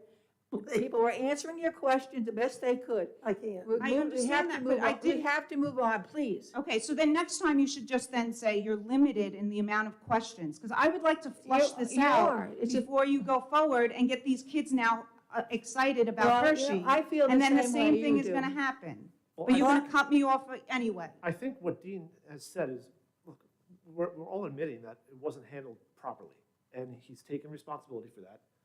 He's also, we haven't even approved the trip yet, but he is saying that if we do approve that trip, they're gonna look into what needs to be done and what can be done differently that wasn't handled correctly with the Disney trip. But what I'm That's all, we don't know what that is yet. We I don't know. understand that. Okay, so. But the concerns that you have for the Disney is the same concerns that will come up with this trip. Yes, and they were handled incorrectly, and they're looking to fix that. That's all we can I'm do. not, no, that's not, you're missing my point. My point is, the issue with COVID, and that was the main concern that was communicated to the parents, is going to happen with Hershey. So what is going to Let be me- different? And the let me only just thing jump I in. hear is different, the only thing that I hear is different is that it's located in Hershey, Pennsylvania, that is only a 4-hour drive as opposed to a plane ride to Florida. Let me say something else that maybe you'll understand. I get what you're saying. I was going on this trip with my other children and with my husband, not for nothing, but here's the problem. If we're really, we can't, I'm not blaming Dean. I'm not gonna blame I Dean. wasn't blaming No, I'm him. not saying just, you are. No, unfortunately, ma'am, I'm he's not the one saying, there. I'm not saying you are. I'm saying I'm not blaming Dean. It's not his responsibility. This trip should have, I personally feel as a parent and a board member, this trip should have never gone through in September. It should have been reevaluated, looked into, and said, you know what? We can't make a trip in February and keep paying out money that we're not gonna get back all of it. I know that that's why these other trips are coming up. I did my research, not for nothing, but we have to be realist here. Southwest just canceled how many planes? How much staffing issues are they having? I'm just saying, getting to Florida like this may not really be as easy as would have been pre-COVID. I It's not. understand that, but the cancellation of flights And should not is it have been really even right? been But is it really right? And listen, I'm playing devil's advocate. I'm upset, and I really wish this trip went. And like I said, my daughter is devastated that she wanted to go with her friends and all that. But the truth of the matter is, the variables and the risk, and like I said, you just can't get down there like this with everything that's going on. Even if you drove, it's still gonna take you at least a full day, 24 hours, 48 hours. And the reality, how many people would actually wanna do that? How many people can leave their Let other... me ask you something, let me ask you And something. we should ask the... Does any parent ever want to take their child to the hospital at 2:00 in the morning? No, they do. No, because but they're they do it. So don't give me the story about But nobody is wants to it do it. fair to leave, is it fair to ask an educator, no, listen to me. Is it fair, if we are being fair, I gotta be fair on both sides. These educators have gone out of their way to teach our kids. The least we could do, while I'm annoyed with the lack of communication and transparency, which I don't think anyone would say is not what happened, I cannot take away that these educators have a right to be nervous and look into the risks. They have a right to look into and say, what would happen if 4 kids got sick and there's only a certain amount of people on the trip? Do we leave 6 adults behind? Well, how the hell do the other people get them home? How do all these other adult people get them home? Listen, I know it's you're not upset. illogic- No, it's not about upsetting. Okay. I am a logical person. Yes, And but I we have to understand that, decide- but the issue is, we you're have to- going to have, you're going on, to, Lee. it has I just to wanna say- apply to Jackie, all the Just let me trips. say one thing. Let We me have say to one thing, move on, this please. has been going on for a half hour. Just Nobody one, has I'm that saying right. one thing, please. But it. We but- have to but put it applies- aside- But Ma'am, Jackie, let me we have to answer. put aside our Let me respond to emotions. what you brought up. We- I let am me not just- being unreasonable. No I'm more. not being But you're not unreasonable. What I'm understanding. saying Oh, let me is, finish. No more. using this logic, it will apply to every single Okay, trip. You're not wrong, and we're gonna look into that. But what you need to understand is we have to put aside emotions, opinions, and we have to deal with facts as they sit right now. The fact is, okay, we do not have, and yes, we didn't ask Chaperones, it didn't get to that. But even if we had enough, even if all these people signed up, we're asking them to take on a lot more than any other year they could. We're saying that we don't think out of 120 children, one would get quarantined. We're also saying that the school district will be liable for this. We're also saying that with all the cancellations of flights, these kids could potentially all be stuck in Florida.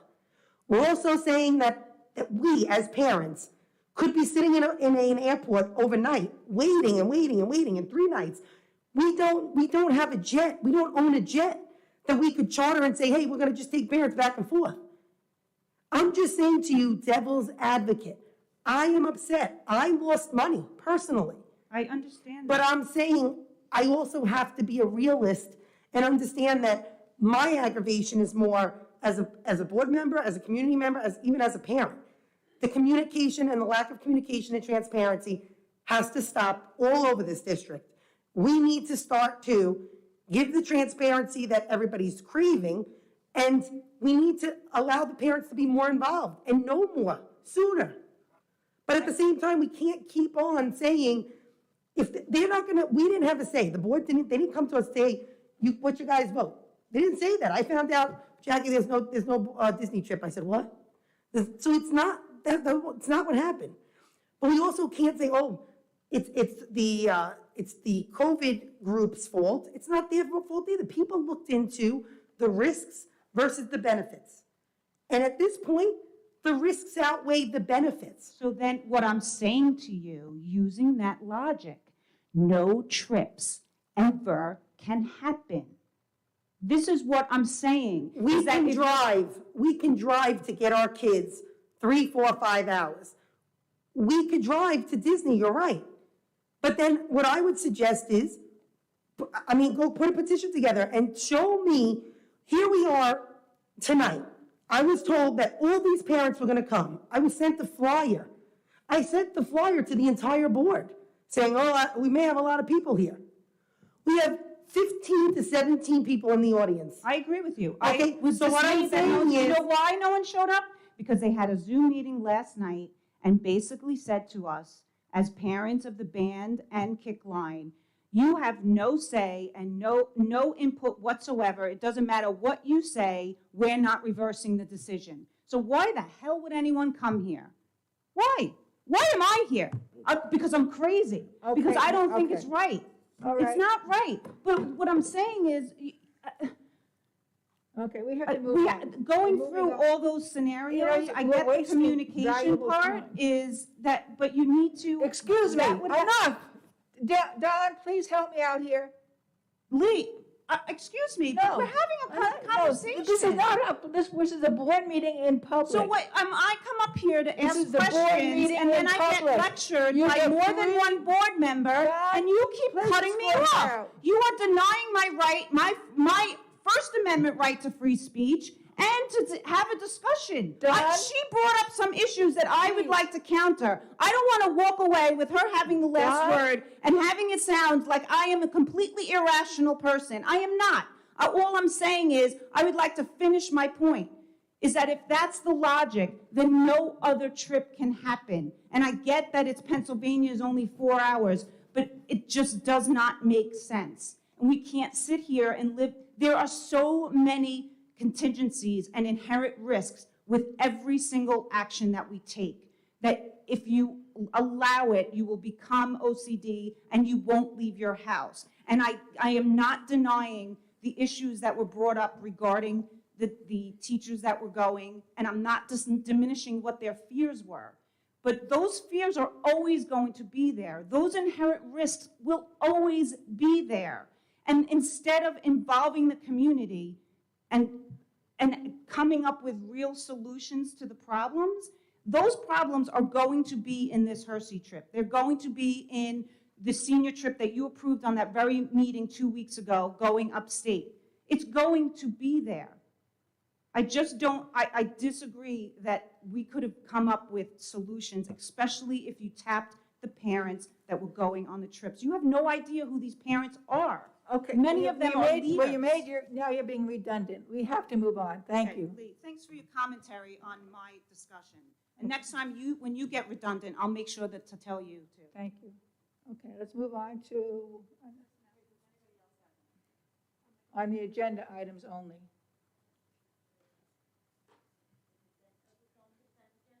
Yes. I have a question about the number. I don't remember the number, but it was the contracts, the presentations?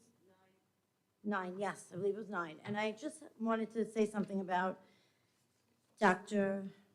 Wichansky, I think that's how you pronounce it, that it says that he was going to deliver, first of all, did this happen already, this presentation? No. Oh, it didn't happen yet, okay. For the record, I do not have a 9th grader, however, I just want to point out the fact that over and over again, we are told that DEI, CRT is not in the curriculum anywhere. However, this gentleman seems to be presenting a program, a documentary video, I have no idea what's in it, and the topics are disability awareness, fine, but diversity and inclusion.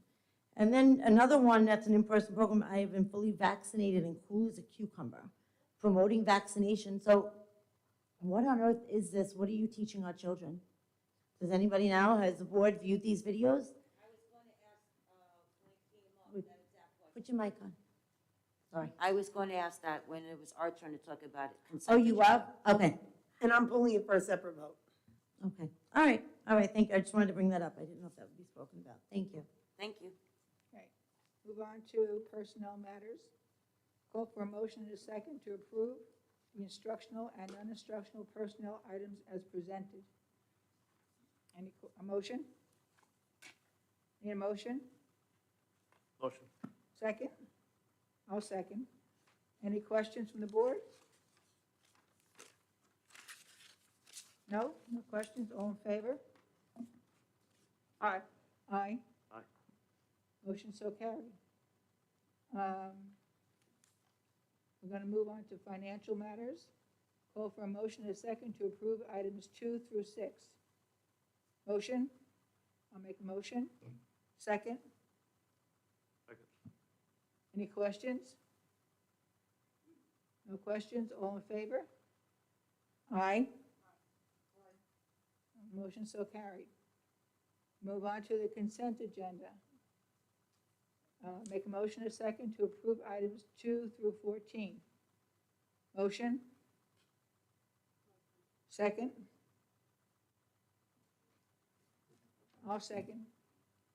Are there any questions? Jackie, you want to pull 9 out, you said? Yes, thank you. I want to pull 9, 10, and 11 for separate votes. Okay. And I have questions on them too. Okay. I have questions. All right, so Go ahead. freshman awareness guest speakers. Well, I absolutely love freshman awareness, and I thank Mylin for taking me 2 years ago. It was awesome. And last year, we did it by Zoom. It was great, great experience. I love it for the kids. I need to question, and maybe Dean, you could answer us, if what I'm being told is true. Is there DEI as part of this curriculum? If it is, then I think that the board needs to know that before they vote on it. While I'm 100% for the bullying piece and for teaching the kids, I've told you and I'll tell you again, if there's a CRT piece involved, I will not say yes to that on any level. Want to respond, Dean? Yeah, I'm unfamiliar with the program, and we'll get more information. I can't speak verbatim for it. When is this taking place? Can this be held off to December 14th and tabled so that we can at least get the information? Or is it taking place before that? What number is she talking about? Yeah, I like the table. Number 9. So why don't we just pull number 9? This is for this year's freshmen or the incoming? This year, but I don't want to hold up freshman awareness. It's a great program for the kids. I just want to get these questions answered. I'm just trying to understand, because usually freshman awareness would have happened already, right? Am I wrong? Yeah, it used to be awesome. It used to be overnight. Yeah, It's yeah, still awesome, and the advisors are amazing. But it's for this year's ninth graders. Yes, the last few years, it's been the same advisors. They've been exceptional. They've been kind enough to get us on the Zoom last year. They let us come to the class and be part. It was awesome. Me and Mylene even got to sit in a circle and had to be involved had to actually join in telling the kids how we were feeling and all that. I wasn't prepared for that, but it was very, very, very eye-opening to see what their struggles were for the first year as a freshman. And the people who spoke were amazing. I don't know that it's these people. I don't know if it is or isn't. That's what I'd like some clarification on. I think it's the same 2 individuals, but I'm not 100% sure. I did check, just because I added this on behalf of the high school, because there's a new clerical there. This is the same 2 individuals that the board approved last year. Yeah, no, these are, I've seen both these speakers, and I've seen Dr. Paul give his presentation, but I have to be honest with you, Dean, he's never did this before. Sorry, I have to put my glasses on. I've been fully vaccinated and cool as a cucumber. The description is a series of uplifting anecdotes and narrated documentary video about how. So he has never brought up about vaccines. I've been to freshman awareness many times, as you know, Dean. Vaccines were never a conversation. He brought up his experiences as somebody who has cerebral palsy, and his accomplishments and how he overcome certain things. Vaccines were never a discussion. And I don't think it's in the district's place or have any speaker promoting a vaccine. That's a personal choice between the parents. I think he's just notifying us that he has been fully vaccinated. It says format, in person. I've been fully, It's format, it's in-person programs, and he puts in parentheses that I have been fully vaccinated. okay, so how do I not get the impression that he's going to be talking about vaccines? He's never done it before. The way it looks to me now is that he wants to talk about it. I can get clarification on that for you, but I am reading it as, because of COVID, he's letting us know that he's fully vaccinated. Okay, well, Because any vendor that we have come in has to be vaccinated or have a proof of a negative test. So We require it of all. I understand that. I just don't want any speakers promoting a vaccine. That's a personal choice with a No, family. we would not want that either. All right, and then I do, again, if he's given the same presentations that he's done in the years prior and he doesn't get off course, I don't ever him talking about DIS or anything that related. He mostly talks about his own personal experiences, his accomplishments, how he's overcome a lot of different things. So if he keeps to that same protocol that he normally does, I didn't find it to be, what you're worried about. Yeah, as long as it's not, like I said, I just don't want to, I don't want to get phone calls. I don't want to get phone calls like I get that say, hey, they're defunding the police, hey, there's, we're going to be talking about, racial things, or this is really supposed to be about getting these children to be able to be comfortable talking. Like when we were there, it was talking in a circle, getting familiar with people they don't know, and maybe making new friends, finding out if maybe a kid has an issue at home and they have now they can speak comfortably, it's just such a nice program. And last year, they actually had me, I have to say their names, I hope it's okay, but Mrs. Sempt and Mrs. Goodwin, they were exceptional. Last year, they had me crying at the end, reading a book. I was like in tears at home. I had to shut off my video. It was really, really powerful stuff. But I just don't want to also have community members texting and emailing me saying, Jackie, did you ever look at their curriculum? And I'm like, no, I didn't look at these people's curriculum because it was never put in front of me. I don't know. So I just don't want to okay something and then get a phone call that day that this is what is being said. As we know that this happens, Dean, to me quite often. So freshman awareness is on Thursday, November 18th. So, sorry? That was me, okay. November 18th. So there is no time to table, but, the board can approve the contract. We don't have to go forward with the vendor, even with the approved contract. No, I don't want to, listen, I don't want to hold them up. I feel like they've been held up No, enough. what I'm saying is the board can approve the contract tonight. And if, through our investigation, if the board doesn't feel comfortable with the presenter, we do not have to go forward with the presenter. All we ask is that they do what they did the year prior. That's it, keep it, because what they did the year prior, I've seen both of them multiple times. They talk about positivity and all different kinds of very good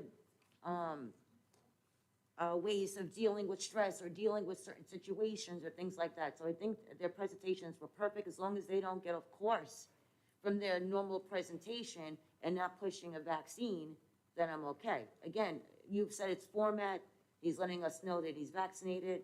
I just don't think that the audience needs, his children that are seeing this need to know that. That's something you need to know, because you're an administrator, but I don't want him pushing vaccines either. Next. Number 10, the marching band holiday parade trip. Hold on, just to interrupt, sorry to interrupt. I know you pulled that for a separate vote. There was question to table it. Mr. Middleman just stated that the event is next week. So if it's being pulled for a separate vote, the separate vote has to happen. Okay. We can vote for separately. You want to do that right now? I just, normally when you discuss things, then typically during board meetings, the board will make a motion. Okay, somebody will however second Lee it, wants to and do it. Lee's the president, however she wants to do it. Okay, make a motion to approve the freshness awareness guest speaker as long as he's appropriate according to Dean's investigation. Motion. Second, Second. all in favor? Aye. Aye. Aye. Now, Dean, we would be able to get this program sent to us in the next day or two, and then it's able to be pulled, should we find it to be inappropriate?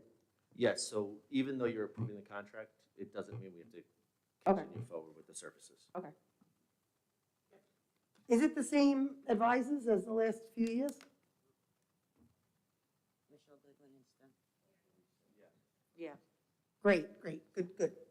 Okay, now, I see Ms. Sempt on the bottom somewhere. now we're going to number 10. Wait, oh, Okay, number 10, marching band holiday parade trip, and also the Connecticut High School Hershey, Pennsylvania Festival performance. Wait, which one are you doing? 10? Okay, well, I could do them, I'm pretty much doing them together because I'll tell you why. Okay. So number 10 and 11, I'm very happy to see that something else was put on. I know it's not Disney, I get it. And it's definitely not gonna be like Disney, but it is something for the kids to look forward to. My problem is, what is the mask mandate gonna be like for the bus? And the only reason I ask is because I read something I didn't like in the paperwork, as you know. And also, what are we gonna do about the testing going or coming home? I'm not for testing both ways. I'm actually not for testing period, but I'll test going. But coming home, I think that's a little bit overboard for an only one-night trip. You would like me to speak? Okay, so I will let Ms. Unz speak to the masking on the buses because of the federal transportation piece. As for the testing, we are looking. Let's just do one at a time. Okay. Let's get to the busing. The problem is, if it says that they're gonna be on a bus for 2 hours before they can Well, get a mask. let's find out from legal what the law I is. just wanna give transparency to the parents so they can make an informed decision. Okay, so because they're on a bus, the requirement is that students and adults are masked the entire time on the bus. So the trip is broken up into 2 sections, and midway through, they would get off the bus at a rest stop, have food, take their masks off, take their mask break, and get back on the bus and travel forward. Just like you would on an airplane. I have a real problem with that they were not at least giving them a breath here and a breath there. If the windows are open and everybody was also, well, if everybody. I don't think that's in our control, though. I think that that's a law when they're on a Well, that's why transportation. it needs to be looked into. No, I for know, long I'm just trips saying, and I think- seeing what it's governed under. Number 2, what are the options for a parent to drive their own child then? And meet there? Since these are like one day leaving at 8 a.m., coming back at 11 p.m., and the other one is, wait, give me a second. I have both. And the other one is leaving at 5 a.m. and coming back at 5 p.m.? Is that right? Is this right? Am I looking at, yeah, this is. One's an overnight. Depart Bohemia at 5 a.m. And this is a 5-hour trip, so this would be the overnight. They leave at 5 a.m. and then they return the next day, arrive home at 10 p.m. What I'm saying is, I knew that Disney had a caveat that if you wanted to keep your child in Florida longer, there was some way to be able to do that. Are we going to give parents the option to do something like that if they want to sign their child in advance to stay in Hershey for longer, or make it a longer trip, or if they just want to drive their child? What are going to be the options? I'd have to check with the board policies to go through the allowability of having parents take their children on a school trip. So let's table it. Why don't we just table 10 and 11 until we find out more information? Do I have a vote to table?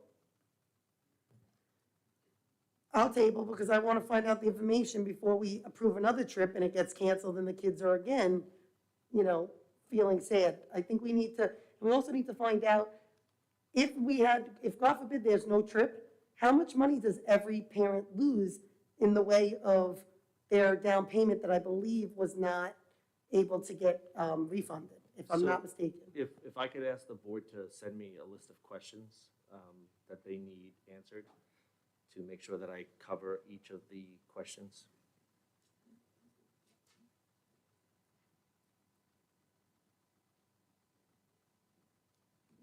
So we're tabling 10 and 11?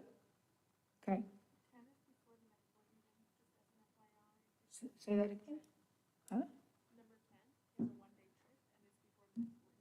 Oh, that trip is before? Jackie, number 10 is happening December 4th. All right, so let's not table that one, because let's discuss that one, because that's only a one-day trip and they're going up. Here's my question, are we testing them for that? They have enough chaperones? Dean, are we testing kids for going on a day trip? No. Only gonna be tested on the Hershey trip? Overnight trips. Okay. Well, the testing hasn't been approved. Is that not a thing? So we were speaking to the board regarding, Let's just do number 10. Yeah. Okay, number 10, are we approving this trip? I he was going to number 11. Let Dean talk, Lee, let him finish. Somehow that's not good. So we were discussing, similar to what we did with our athletic teams last year, where we provided testing for them before their competition. It was required. We were looking to have our students provide us either a negative test or proof of vaccination 72 hours prior to the trip. That way we know that as we send them off, they can participate in activities at the, this is especially for the senior trip, participate in activities, being unmasked. So we were looking to the board to agree to the testing prior. The district would organize and provide testing for our students prior to the overnight trips. I'm 100% against this, you realize that, right? And it's not because I don't want to put anybody at risk. I just think that I mean, I told you I could be amenable to just once. I would definitely not be amenable to testing going and then testing coming back on a one-night trip. I mean, these kids aren't getting tested when they're in class together all day. They're not getting tested after rolling around doing sports together. I just feel like it's too much now. Now we're just getting to the point where we're being overboard. But that's just my opinion. And the other thing I need to know before I could even vote on this is, are we or are we not? I'm all for having trips for these kids and giving them something to look forward to. But if there's a child who says, you know what, I don't want to sit on a bus for 5 hours in a mask to go for one day, to come back the same day, or this one trip is, like I said, leaving 8 a.m. from the school and then leaving there at 8 p.m. Maybe this isn't a kid that wants to travel. Are they going to have this reflect or affect their grade? Because I know the Disney trip wasn't like that, but if I'm reading correctly, at least in the band paperwork, it states that being at the football games and being at these mandatory, the Pennsylvania trip, these were going to be mandatory for a grade. I don't want to see any kid get a grade that's going to be, points taken off because they choose not to go on these trips. I will get clarification on that.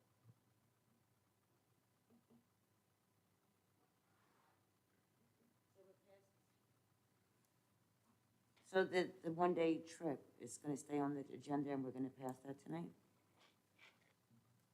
Well, the one-day trip, they're going on the trip, they're not being tested. They already have the chaperones. It's already a commitment. So I don't see any reason why we should not.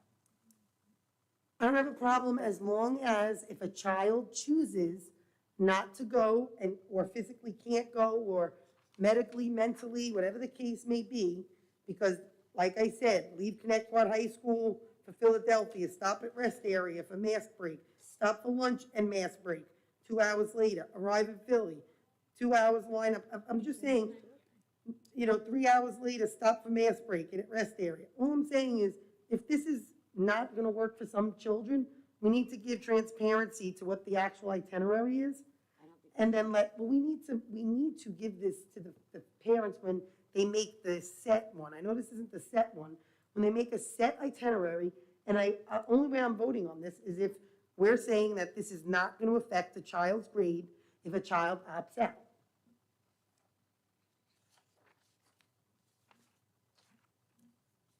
So wait a minute, so then you're putting both these trips on hold? I'm not putting it on hold. I'm telling you, But you're putting number 9 on hold, or number 10, I'm sorry. Well, you guys can go for it. I'm telling you what, listen, Disney didn't have any sort of grade attached to it. And maybe these don't either, but I don't know because we didn't get any clarification. So if this counts towards their grade of any kind, and I guess I'm really only talking about band because color guard and kick line are more like the sports, but right, that there's nothing with that. This is more for the band. I just don't want to see kids get hurt that choose, you know what? I really wanted to go to Disney, but I really don't want to go to Hershey. I don't want it to affect them. I want kids to go and I hope they enjoy it, but I'm saying if they can't or don't want to, I just don't want to see it reflect their grades. advocating for it not to affect their grades. Well, why don't you just abstain and let, how does everyone else feel? Well, I don't think anybody should be forced on the trip if they're uncomfortable. It should not affect their grades. I never heard of any trip affecting Yeah, anyone's I grades. can't speak definitively for it, but it's generally not the, doesn't seem like the practice of Right. specifically that Doesn't make department sense. to do that to students. So I can't get an answer for that, obviously, because it's 10 o'clock, but, you know, I will follow up in the morning. Thank you, appreciate it.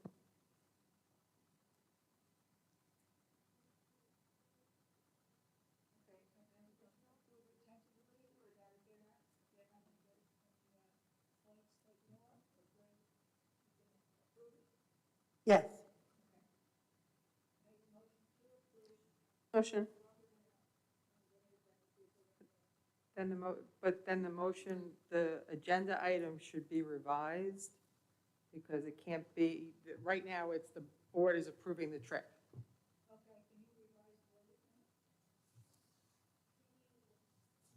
Can you revise the wording?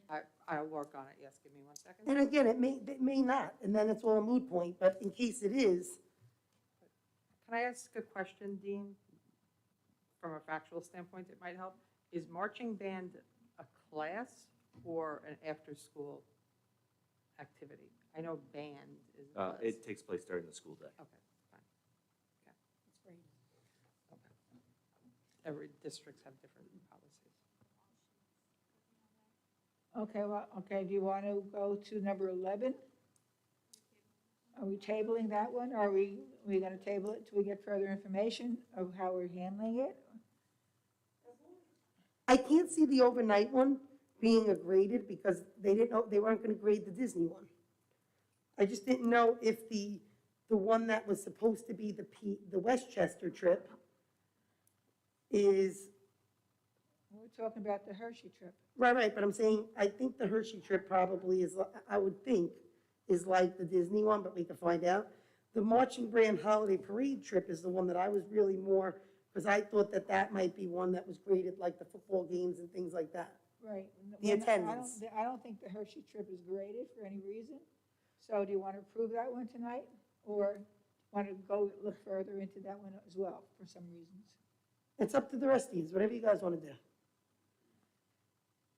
Brian? I thought we were getting more word on the testing first. Yeah, so we'll hold off on the Hershey trip, and if the board could email me their questions, so I could get clarification for that, and then we can put it on the December agenda. Okay, but we need, okay, for the number 11. Are there any other questions on any other items? No. No?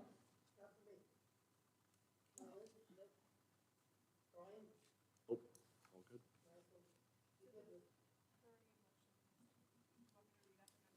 Yes, go ahead. Can you read out the numbers that we're supposed to be approving? So there is already a motion and a second on the floor for items 2 through 8 and 12 through 14.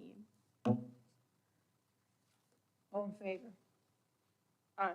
Aye. Motion so carried. Now, I'm going to read this so that we all understand. Okay, well, let me get it out. I would add at the end of number 10, so it should read, the superintendent of schools recommends that the Board of Education approve the CHS marching band holiday trip to Philadelphia, Pennsylvania on Saturday, December 4th, 2021, provided that a student's grade will not be affected by a determination to not attend the trip. That's okay. That's okay, I like that, that works. We need an all in favor for that, correct? You did a motion, second? Okay, I need a second? I'll second. Okay, go ahead. All in favor? Aye. Aye.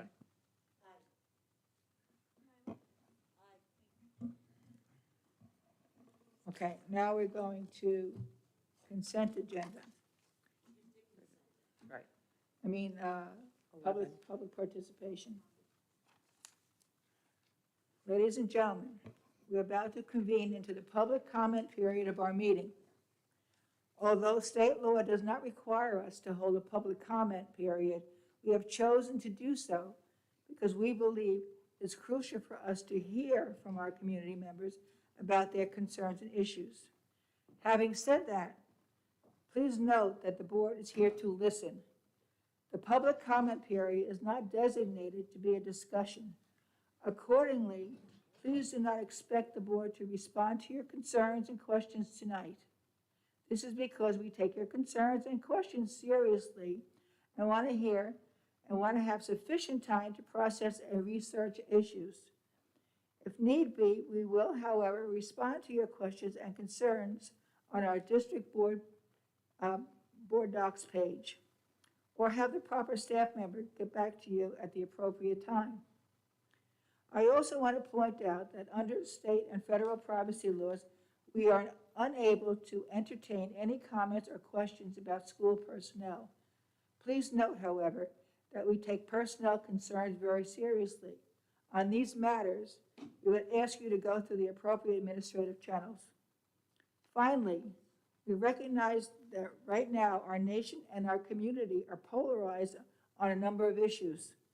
That said, we want our school board meetings to serve as an example to our students that members of our school board and members of our community can deal with controversial issues in a civil manner and demonstrate mutual respect for one another. In that spirit, we will insist that all speakers and members of the audience maintain civility and respect for any divergent views that others possess. We ask that speakers please address their comments to the board directly rather than the audience. Speakers may address myself as the board president. In the unlikely event the meeting becomes unruly, the board will recess the meeting and return once order has been restored. Finally, I want to remind everyone that you may submit written comments to the board in lieu of speaking during the public comment period if you so choose. The board will now entertain public comment for 30 minutes, or is determined by the board. Each individual speaker is allotted 3 minutes. The individual time limit will be enforced so that as many members of the public who wish to speak may be allowed to do so in the 30-minute time slot. Thank you. Lee, who wrote that for you and who gave you permission to say all that? The district clerk. So, The comment, that language is from the New York State School Board Association. That's where that language is from. every single word on there, I want a copy of it. Here. Every single word that was on there came from, Yes, it was something, it was like not a, cuts and pieces, one, I think it was in one format. it was on, it was in, literally, it was in one of the on-board newspapers that the New York State School Board Association put out. So And it verbatim. does, yes, it verbatim, exactly. There was like one thing they questioned, like who they should address, because board policies, some have them address the board president, some have them address administration. So I just filled in board president because that is what our board policy states. Okay, send me a copy of that, Okay. Have that one. because there was wording in there. So is this this must be a new template, because I don't think there's something that has ever been said before. It So- is new that that they had just recently put out. I believe it came in September, mid-September, I think September 14th. The New York State School Board Association hosted a webinar for school board members to attend regarding contentious board meetings. And I think this came as a result of that at the request of school boards across the state. Okay, send me a copy of it, because I want to make sure it's verbatim.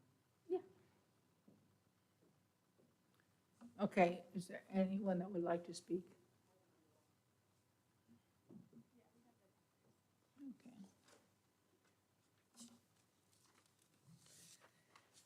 Okay. These ridiculous, nonsensical mandates forced upon our children need to end. I'm here fighting for my daughter who's set to start kindergarten next year.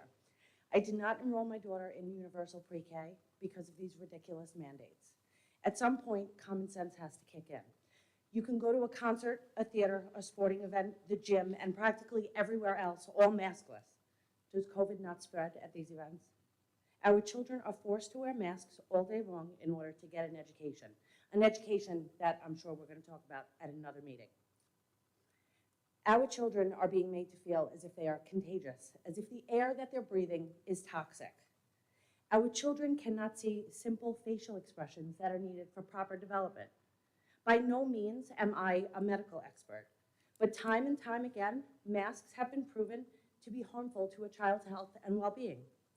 There are many studies and doctors that are speaking against these mandates, mask and vaccine mandates, and yet they're all being silenced. Why? That's what every single person should be asking themselves. Why are they being silenced? Our children are being forced to inhale toxic air. Carbon dioxide levels increase at unhealthy levels for any individual.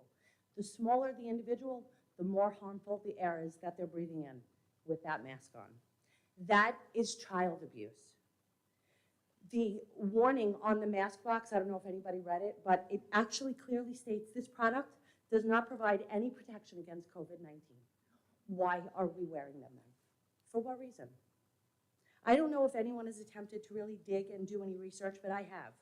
These mandates are a direct violation of the very laws put in place to protect us. The Nuremberg Code, the Constitution, the Declaration of Helsinki, Declaration of Human Rights, and several more. We all know full and well this governor has no intention of lifting any of these mandates without proof of vaccination. Proof of vaccination that's nobody's business. Nobody's business. It's your private business what goes on with your health. Proof of vaccination that we know nothing about for something that is still in clinical trials until 2023. My daughter is not going to be part of this human experiment. An article was recently published about ways to vaccinate our children. One of the ways listed by the World Health Organization was implied consent by sending your child to school. Imagine sending your child to school thinking that you're sending them for an education and they're going to come home vaccinated. You will never be given permission to vaccinate my child. I want to be very clear, I will not co-parent with the federal government, New York State, or Connecticut School District. What happens with my family is my choice. What happens with my daughter is my choice, not anyone else's. I'm not alone in my feelings. And many parents feel this way, and many parents will put everything on the line. We will sell everything we can to protect our children and our family. If we have to move, we will move to do that. By being employed by the state, you are a puppet of the state, Lee. And I know for a fact that you're not fighting the way that you should be fighting for our children. Thank you.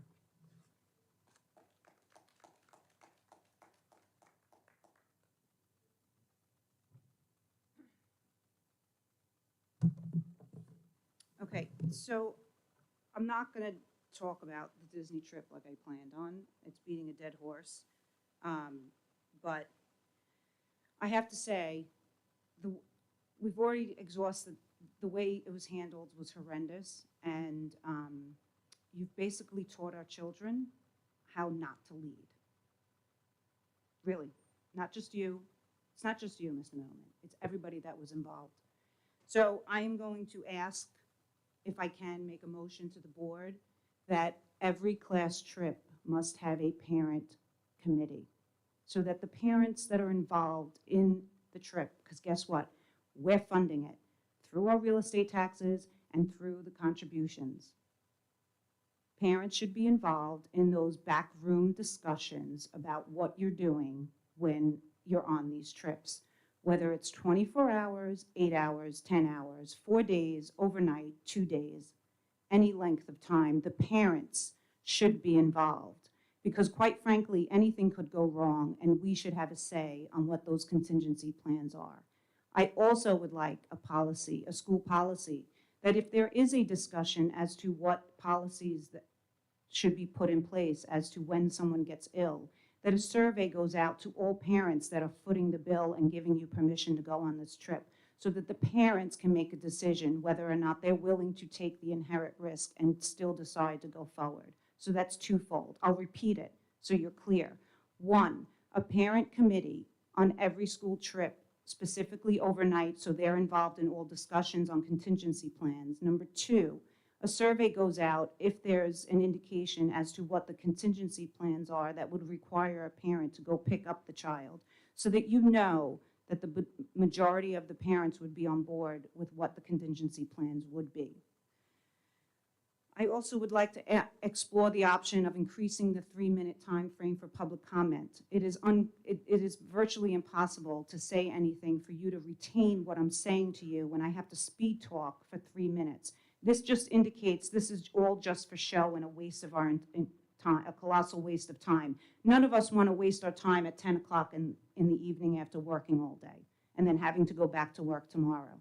So I highly suggest that maybe we move it up to 5 minutes so that it's a really constructive public comment, because quite honestly, you don't want us to influx your inbox with all the questions that we have. You can ask the district clerk. She's had enough. And then lastly, with respect to the masking, the Department of Health, again, I'm going to ask the board why you're so willing to give up your own sovereignty and your power. The New York State Department of Health, the New York Code's rules and regulations defines when masks are mandated, which, by the way, mandates are not law. Secondly, the Suffolk Department of Health, both of them, the state and the Suffolk County, told you that the board meetings are exempt, and it said school activities. It makes no rhyme or reason that my son or any child can play football, wrestle without a mask, but when sitting in a room where we're sitting like 6 feet apart, you are more than 6 feet apart from me, we all have to wear masks when there's a child here. It makes no common sense. You got the directive from Suffolk County and from New York State. They basically told you, just follow what's in it. If it is not a school-sanctioned activity during school hours, you are free to make whatever guidance you want. Retain your power before it's completely taken and you can't get it back anymore. I know, my time's up, Lee, I know. Okay, number. Lee, can I just can I just ask that we put that on for board discussions for the next meeting? The two things I actually think are a great idea, the parent committee for me, I would like a discussion at the December 14th meeting. Sure. And also, Not a if we problem. could, Yep. if Jesse could please add the second thing, which was, it was the committee, Increasing the time limit. no, I didn't understand, the survey. This survey with field trip contingency. Yeah, because I think that would be good with as long as it's to the parents of the trip. That's in question. If that's okay, just to have as a discussion. I'll add that. If you guys would like to discuss, we can discuss the increasing the time as well. I just know that we've had that discussion before. Okay, let's move on to number 3. Would be number 3. Number 4. Okay, number 3.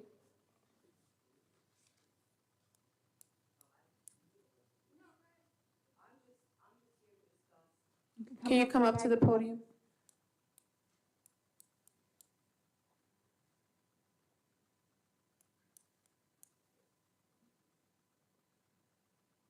First of all, I would like to say that I was insulted by your little paragraph of telling us how to act when I watched how you acted in front of us as parents.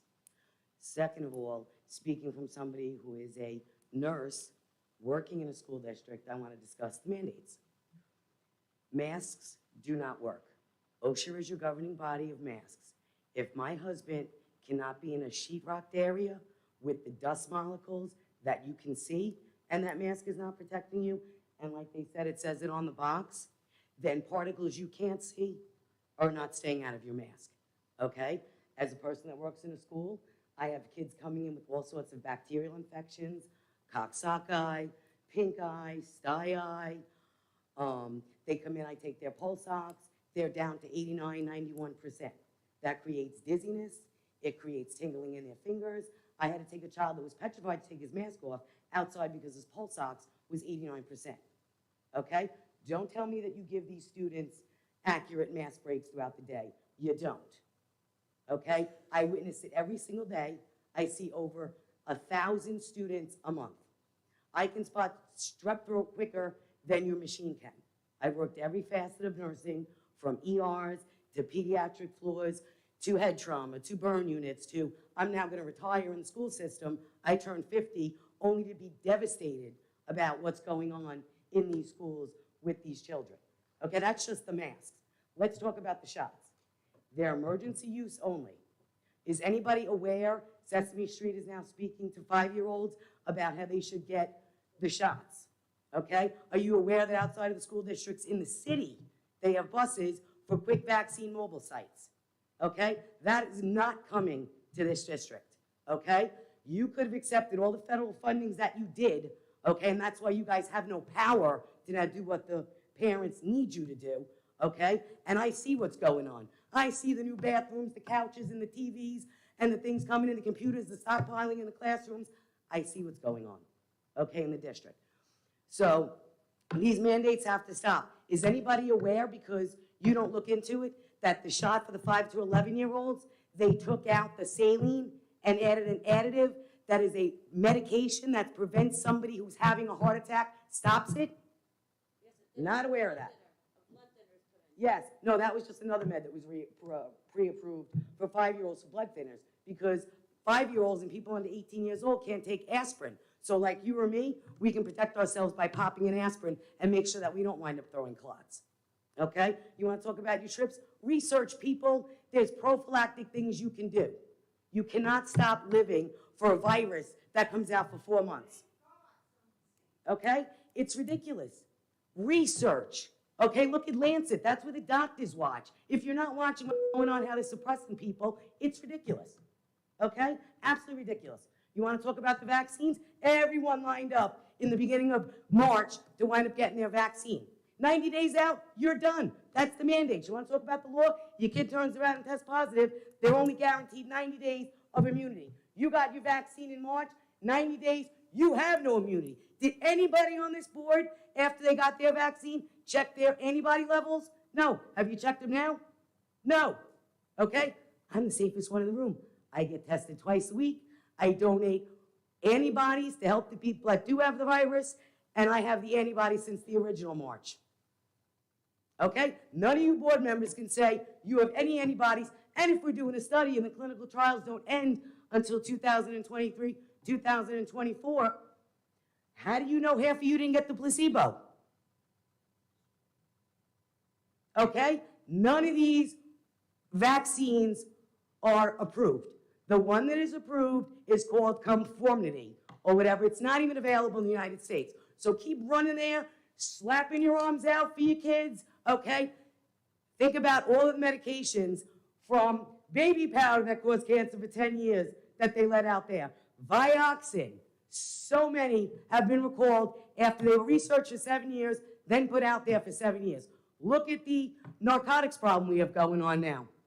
Because they brought it down to the family MD level, didn't classify the medication the way it was, and look at how that's wrecked families.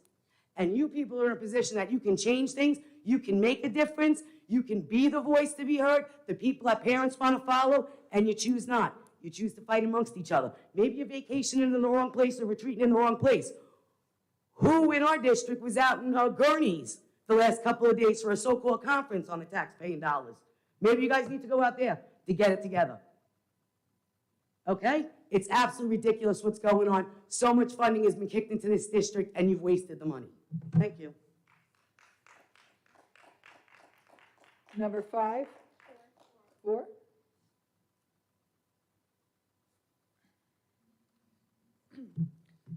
Two weeks ago, at the last Board of Ed meeting, we were told that the guidelines for the winter concerts were being worked on, and it's been 2 weeks, and to my knowledge, as of this morning, no guidelines have been given to parents as to whether or not we will get to watch our children perform the winter concert this year.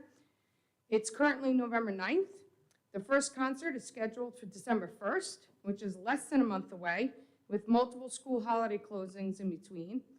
And yet we have no information, nor even a guarantee that we as parents are going to be able to sit in the audience. There was some mention of possibly a ticketing procedure, but no further information as of yet. Yet fall sports have now ended, and there were no restrictions in place regarding spectators for indoor or outdoor. and winter sports are set up to start any day now, all of which are indoors. And again, no restrictions in place regarding spectators, no limit to the number of people, and certainly no tickets. Yet for our arts department, with less than 1 month to go before the first concert, we still have no guidelines. And recently, I attended the high school PTA meeting where we were told that the high school drama performance that was previously scheduled for last week when it is held, will be held virtually. Okay? I'm sure you can imagine how confident I am feeling right now that my 5th grader, who has been practicing her flute 3 times a day for the last 4 weeks in anticipation for the winter concert, that I'm actually going to get to sit there with myself, my husband, and her siblings to watch from the audience. I find it very difficult to understand the inconsistencies in this district. With the sports, there is complete certainty as to how everything is handled. However, everything else is a wait-and-see policy. And strangely, the wait-and-see answers seem to come at the very last possible minute, allowing no time for parents to make a plea otherwise, as we saw both with back-to-school night and the Disney trip. I'll give you another example of the inconsistencies. At my elementary school, the PTA was not allowed to hold its yearly Halloween fun night. However, the high school had over 600 elementary-aged children and their parents allowed to walk through the building and trick-or-treat door to door, which is basically exactly what the Halloween fun night is. We are now 18 plus months into this pandemic. It is no longer new or novel, and we are headed into winter. And we all know winter in New York can last until mid-May. So I would like to know what to expect for the events that could or could not possibly be taking place between now and when the weather turns again. Concerts, plays, dances, talent shows, district art show, and the 5th grade circus. If everything, with the exception of sports, of course, is going to be decided on a month-to-month basis, what is the criteria? In my children's classes, when they hand in an essay or project, they are given a rubric from which they are graded. Mention these facts, you get 5 points, so all your grammar is correct, another 5 points, so on and so forth. I would like to know what is the criteria for the Connecticut students that have interests other than sports. What criteria do they need to achieve to enjoy a full, robust array of activities and performances? What is the rubric? How do we ensure consistency and equity for all students, including elementary students, for events and performances beyond sports? What exactly are the benchmarks that need to be achieved so that we, as the public, can have confidence that our board and administration are applying the same guidelines as they are to sports? I would like to know what is the rubric. While I appreciate the hard work and dedication of our student athletes here, my child is as well, kind of, when do we get to show off more than just the athletic talents that we have here at Connecticut? Thank you. I would like to add for the next meeting, mass breaks as a board discussion. This is why there's a list of board discussions, Lee. A board discussion, and I would also like to discuss in-person concerts and also our drama and plays, because I was told, not to talk during their time, but I was told by D&U that we were having these things in person. Well, Alfonte, but they're still meeting on it. And so I don't want you to quote me as gospel, but they are planning on having concerts, one group at a time, and parents coming in. They're planning on doing it, as far as I know, at the high school. This is not a back and forth conversation. You tell me how you felt. I'm trying to help you have an answer, but it's going to be, I don't go to these meetings. It's only what I was told. I think they're meeting again tomorrow, trying to solidify what's going to happen. But from what I was told, and that they are going to have something. It's not going to be all the schools. It's not going to say everyone come and watch everybody's kid. you watch your group, your school's group, and then you leave, and then the next day another group will come and enjoy their family. That's what I was told. Do not take it as gospel. I think that's what's going to happen after they meet with Dean tomorrow. So, Lee, but it is I true was that also under the, Halloween. I was also under the impression that the concerts would be in person. So the And concerts are, there's a lot of concerts happening before the next board meeting, so. right, so the concerts are in person. Each building will have their concert at Connecticut High School. There is one building that may host it at its own site, but they're still discussing that. Tomorrow, the elementary principals are meeting with Mr. Malafronte to go through the protocols. The one thing that we have 3 options. This was all included in the board update that I had sent out either last week or the week before. So there's 3 options that we're looking at right now, and all of them are in person, and all of them contain spectators or families. We're just waiting for confirmation as far as the social distancing and the seating requirements within the indoor arena. Can we also get an answer on the plays? Because Jackie, I thought you've asked this ad nauseum, and I thought that those were also going to be in person. So the high school play and the middle school plays have not taken place yet. The only thing, are you referencing? The drama, my understanding from, Yes, I was talking about. As far as the high school goes, is there's 3 performances that the high school puts on. They put on a drama typically in the fall, and it was scheduled to happen last week. And then they put on a musical sometime in the winter, and then they put on a comedy in the spring. So at the PTA meeting, it was told that the drama that was supposed to happen in So last week the drama was going to be virtual. is a club activity. So it is not through the music department? Okay. I But just that- want to make sure if we're having, and it is true with what parents are saying, Halloween was done beautifully at the high school. I mean, I was so thrilled to see all these little kids. I went by myself without any kids and was ready to take other people's kids around. It was so nice. It was nice to see normalcy. The advisors did an incredible job. Why can't we just follow the consistency across the district and allow this in other buildings? We have to open up to some degree. We're not denying things in other buildings. So if activities are not being, we have 2 gentlemen who approve outside activities in the buildings. We have not denied one activity. So if nothing has come to us that we've said, no, you can't do this. So then it's happening at a building level?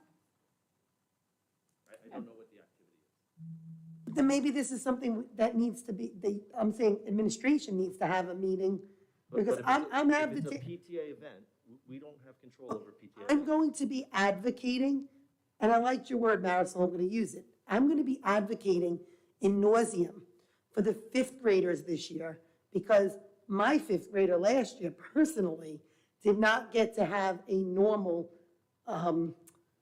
circus. Marisol's had a nice circus compared to mine, so I'm just Well, going to say we this. also took it to the side. The 5th grade parents got together and did it on their own, not through the school. Okay, I'm not offended, it was a great job. I'm gonna say, I am going to be advocating in nauseam for our 5th graders to have their circus. I appreciated what all of the gym teachers and staff did to help have something last year, which was great, but it's not the same, and we need to start moving, like Dean, you used the words moving forward. We need to start moving forward and away from such strict guidelines that are not being strict anywhere else. So that's the main point that I was trying to make, is I understand that you're working on guidelines, and in the past, the music concerts for most of the schools, I think, were held at the high school anyway, just for, I know our schools were held at the high schools. So not all of them were. They were held at different venues. throughout Right, the but district. even if you're holding them at the high school, it's a bigger space, it makes more sense, but you're not limiting how many people come to the sporting events. We just had a volleyball game that a flyer was sent around all over the district that said, fill the bird cage, so that everybody could come and watch the volleyball game. So I don't understand why, if the distancing and the number of people don't pertain to sports, why does it have to pertain to a concert that, again, is after school? And also regarding the stuff that's happening in the buildings, especially at the elementary level, we are being told that the only stuff that can happen is that none of the PTA stuff that would normally happen inside the building that involves like parents and bigger crowds and stuff like that can happen inside the building. So we did Holly Rock, which is like a game show or whatever. We had to hold it outside the building. Halloween Fun Night could not happen inside the building. And my understanding is the elementary schools are being given a different set of guidelines than the middle school and the high school. But then the elementary school kids can go trick or treat at the high school, but they can't trick or treat at their own school. It's inconsistent, and it feels very unfair if your child is not completely into sports, or God forbid, is into sports and music and something else, that they can have this experience here, but they can't have this experience there, but they could go sit next to that same student in the classroom the very next day. So, like we were talking about with the trips, and I'm not getting into the trips, but there needs to be consistency for all the students, especially things that are not happening during the regular 9 to 3 o'clock or whatever, 6:30 to 3 o'clock school day. When they're happening outside of those hours, parents have the choice to go to the concert, to go to the PTA event, or stay home. They're not happening during the day where the students have to be in school. So I feel there needs to be consistency, and as Jackie said, I too will be advocating for the fifth graders because I have 2 of them. And I would like to make sure that they get everything they can out of this year, because for the last 2 years, just like a lot of, every other grade, they have missed out on a lot. And so all I ask is for consistency. If you're going to take it away from one, take it away from all. If you're going to give it to one, give it to all of them. Fifth graders, eighth graders, and 12th graders will get their celebrations. All right, I got 2 fifth graders and an 8th grader. I will so be I'll here. advocating, and I love the new word, that's my new word, nauseum. In nauseum. I like that, Marisol. Give me some more good ones. You're welcome. Number Okay. 5.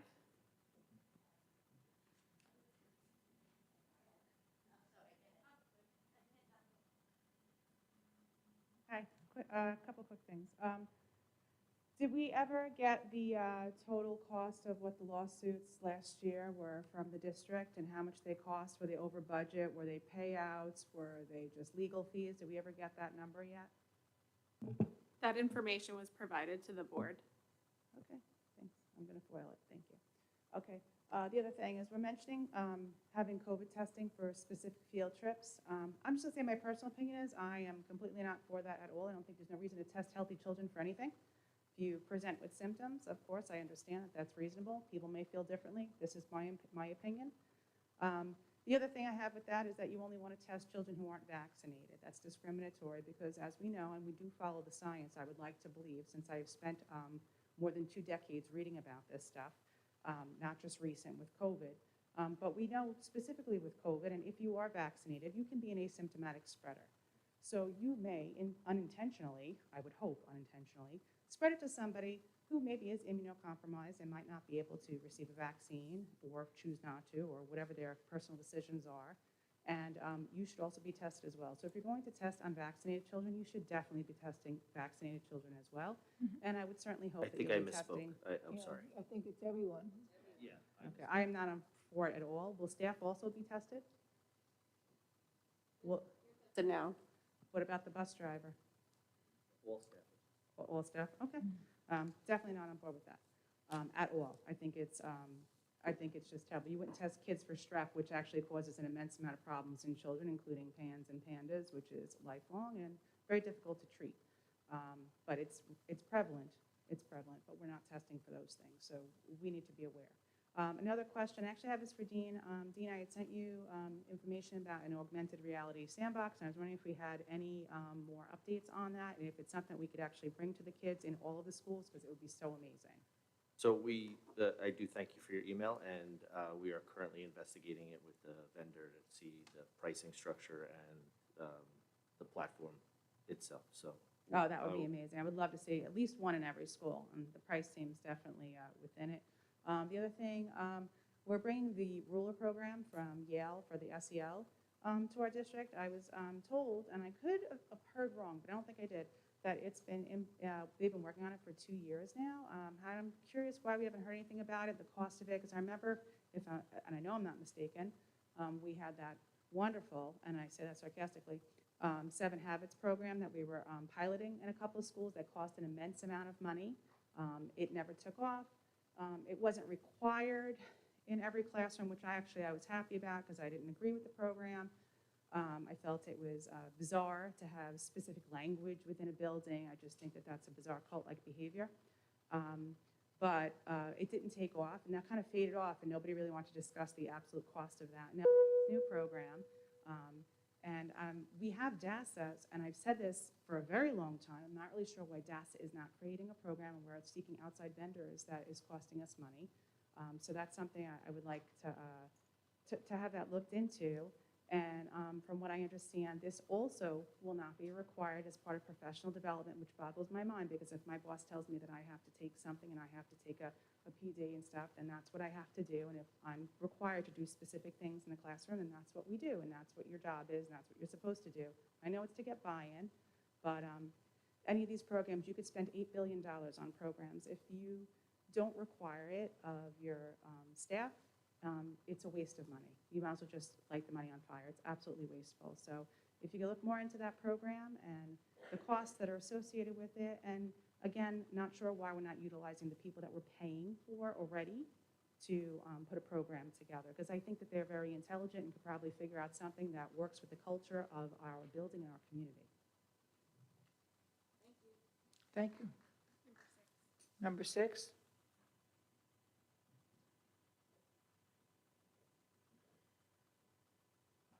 At the meeting on October 12th, I had asked the Board of Ed and the administration to publicly denounce the letter from Attorney General Garland stating that parents are domestic terrorists if we speak out at board meetings. I was told at the time that our Board of Ed president had no clue what I was talking about, and the superintendent asked me to forward that letter, which I did on October 14th, 2 days later, so you've had about a month. I see she's not here, but Mr. Middleman, if you can, I would actually like if you can all publicly denounce that letter that we are not domestic terrorists. Would you be willing to do that? Mike. That's why I opted at the last meeting to cancel our membership for the NSBA. Because I didn't stand by or agree with that statement that they made. Thank you. And I made that clear at the last meeting, I believe as well, making the statement during board discussions. I have no fear, and I want parents and encourage them to come to board meetings and talk. And I actually think that they rescinded it. I was watching the news, and I think they did. he rescinded it after they had such pushback on how ludicrous it was. So sorry, too late, it was already said, and now I don't, if they retracted on that, I can only imagine what other ideologies that they're gonna come forward with, so we backed out of it. And it's a very expensive membership, it's about $4,300 for the year. 25,000, I think. It's No, $4,200 or $4,300 for the year, so sorry, goodbye. That was the one that was like Thank you. 20,000.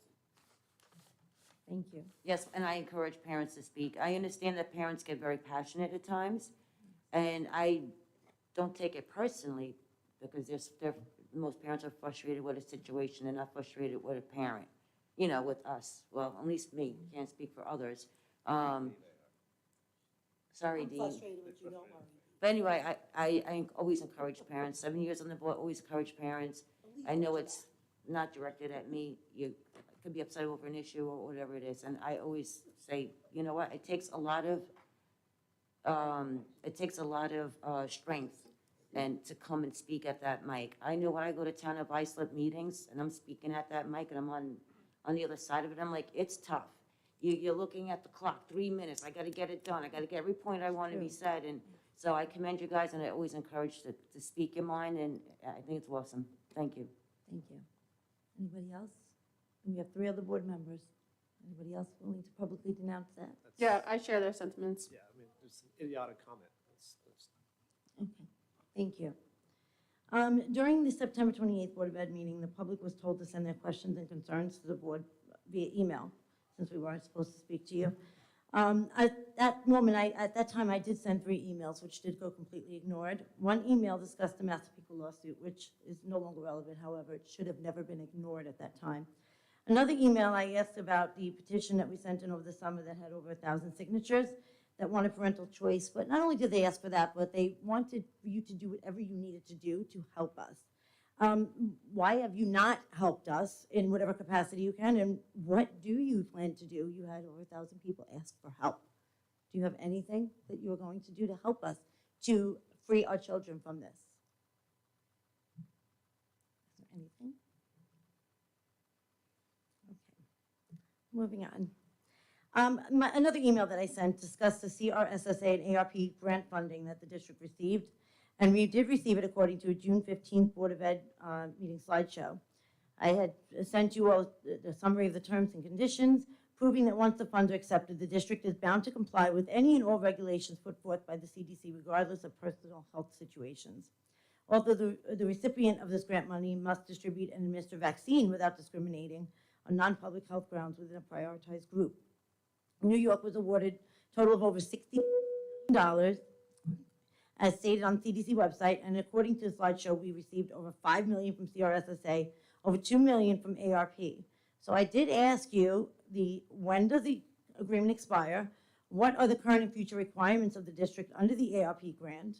How have the funds been spent, and how are they slated to be spent? Have benchmarks or metrics to end the mandate been provided? How are our constitutional rights, privacy, and protections of due process secured under this agreement? Have our board members been threatened with legal action by NYSED if they do not comply with these DOH mandates?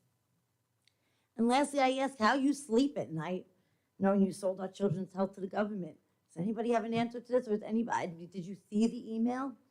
Are you going to provide that information to the district? This is a lot of money that you got, and our children's health is being jeopardized. So part of it was the posting of the applications on the website. So that was done. The postings of, what was it? The applications? The CRSSA and ARP applications? Yeah. The grant applications, yes. The approved applications. Those are posted? Well, is there anything that states about how the agreement was expired, or where is this posted? Like the answers to these questions that they posted there? What are the metrics? Is anything provided in that? So you had a lot of questions in that one, so I did, I know, I sent them all in an email at that time, but. okay. So the applications, the approved applications are there with the outlines for what is spending, and anytime there's an adjustment that we make as a district, we submit an FS10A, which is an adjustment that is also posted on the website. So you can see any of the changes that are made to our funding streams. There are assurances that are made, and I could, see if I could forward those assurances to you, and then, we can go from there. I would appreciate that if you can go back to that, even if you can go back to that email and answer those questions, I would appreciate that. I know I'm out of time. I have a few other things. I wanted to just mention the Department of Health survey that was sent to the school districts asking them if they would like their school grounds to be a vaccination site. Do we have any idea how our district responded to that survey? I can't hear you. Sorry. The superintendent did send an email to the board, and when one of the board members had asked that particular question, and the answer was no, we are not a testing site, a vaccine site, I'm sorry, and not a vaccine site. Okay, so we can be sure that we can send our children in this new implied consent from the WHO, that you're allowed to insert a bioweapon into our children's arms while without us being there. We don't have to be concerned with that that's gonna happen? I would never condone that. Correct. I know you wouldn't. I would know. never condone that. Okay, I want to make sure. Our that- children will not be vaccinated at school, ever. Well, We not voted ever, that but- down now several times. Yeah, I will Okay. not condone that. Okay, another thing that I did notice is some training courses that were on the Connecticut website for CTLE credits through various outside providers. And these training courses for teachers, I found them through Teacher Center. There are about 83 of them that I found that center on DEI, SEL, racial equity, being culturally responsive, implicit bias, unconscious bias, et cetera. And I know, I keep asking, do you have DEI, CRT? I understand you say you're not actively teaching it, but if your teachers are being trained in these courses, they're being trained with a lens, with CRT and DEI. So, and on many of these courses, when I looked into it, they actually said we will provide you with resources for your classroom so you can implement this in your class. So I think you need to either seriously look into this, you need to revamp this curriculum, and figure out what you have our teachers training with. Okay. I see there's a side conversation. They shouldn't be brought in the classroom.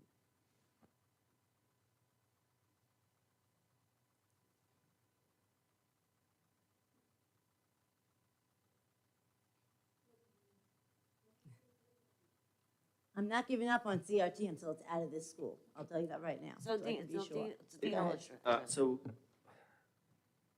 I'm not going to say the CRT statement again, but, so we have a teacher center, which is, has been historically in Connecticut for a very, very long time.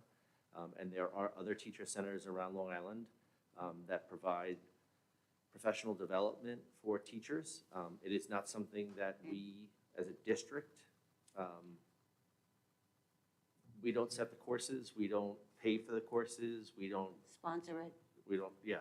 Well, they're part of our district, so we kind of co-sponsor the product of it, but, so they have a board that determines the courses that they offer in our school community, as well as local colleges and other, you know, the institutions around our community. So it's not something that is part of our professional development plan. We don't offer any of our professional development for our instructional programs through the Teacher Center. They are generally for continuing education credits or units that teachers need to have in order to maintain or fulfill their certification requirements. So is it possible some of that could be inadvertently funneled into the classroom? So because it's a network, no. Because it's a network, you have access to other teacher centers' offerings. Right. So that's why the things that you're mentioning are not offered directly through our teacher center, but because of the network, teachers have access to view what other places are offering. And I did see that because I saw Mesh Tract, BOCES, Nassau Tract. I could see these other things. So I understand what you're saying. I just want to be sure that these teachers are not teaching the classes through a CRT, DEI lens. It's not necessarily a specific course. It's a method. It's a method that I don't want my children being taught about implicit bias, and I don't want that. So I really hope that you're really looking into this and making sure. One last thing, and I promise I'll be done, but our Pledge of Allegiance tonight started, and I'm sorry, but under God was left out. I said it, You did say it? yes. Because I did not hear it when I rewatched it. I said it. It was left out, and I think people are not happy about that. And I know we're all tired, but I think we should have a redo for the men and women that fought and died for our nation. I think we should all stand up and have another redo of our Pledge of Allegiance. If it was left out by mistake, whatever it is, it was left out. That's not how the children say it in school. I think we should redo it. And then I'll be done for the night, and I promise I will leave. Pick up, so if I'm here, you can't hear me talk through my mask, but And we were going to do a moment of silence anyway for the police officer who was a Connecticut graduate as well. Okay. That was something that was supposed to be done and will be done. Okay. Thank you. Lee, I thought you were going to leave. You would. No, you were going to do it. I thought he was going to do it.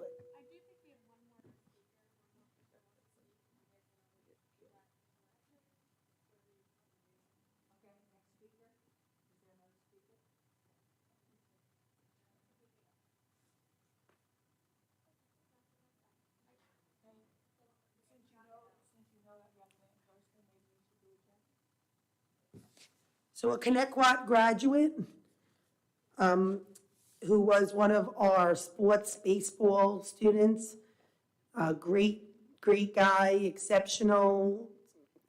He helped many students over the years. He actually was my stepson's baseball coach as well. He passed away in a car accident, a Suffolk County police officer.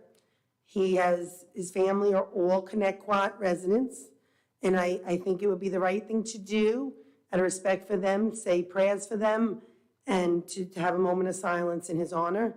So at this time, we're going to stand up for Suffolk County Police Officer Vincent Pellico, who passed away. Do you want to do the pledge also before the moment of silence? Absolutely, after the moment of silence.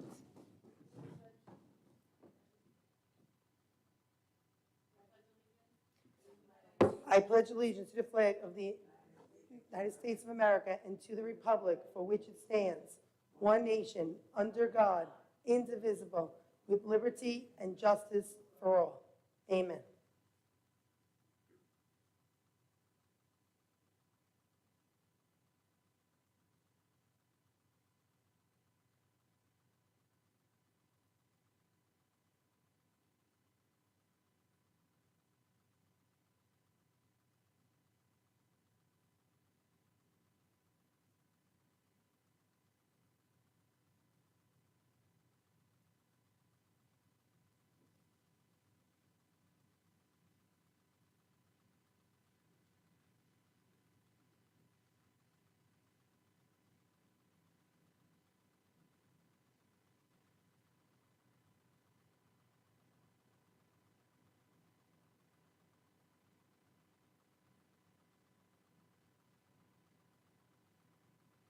Thank you, everybody.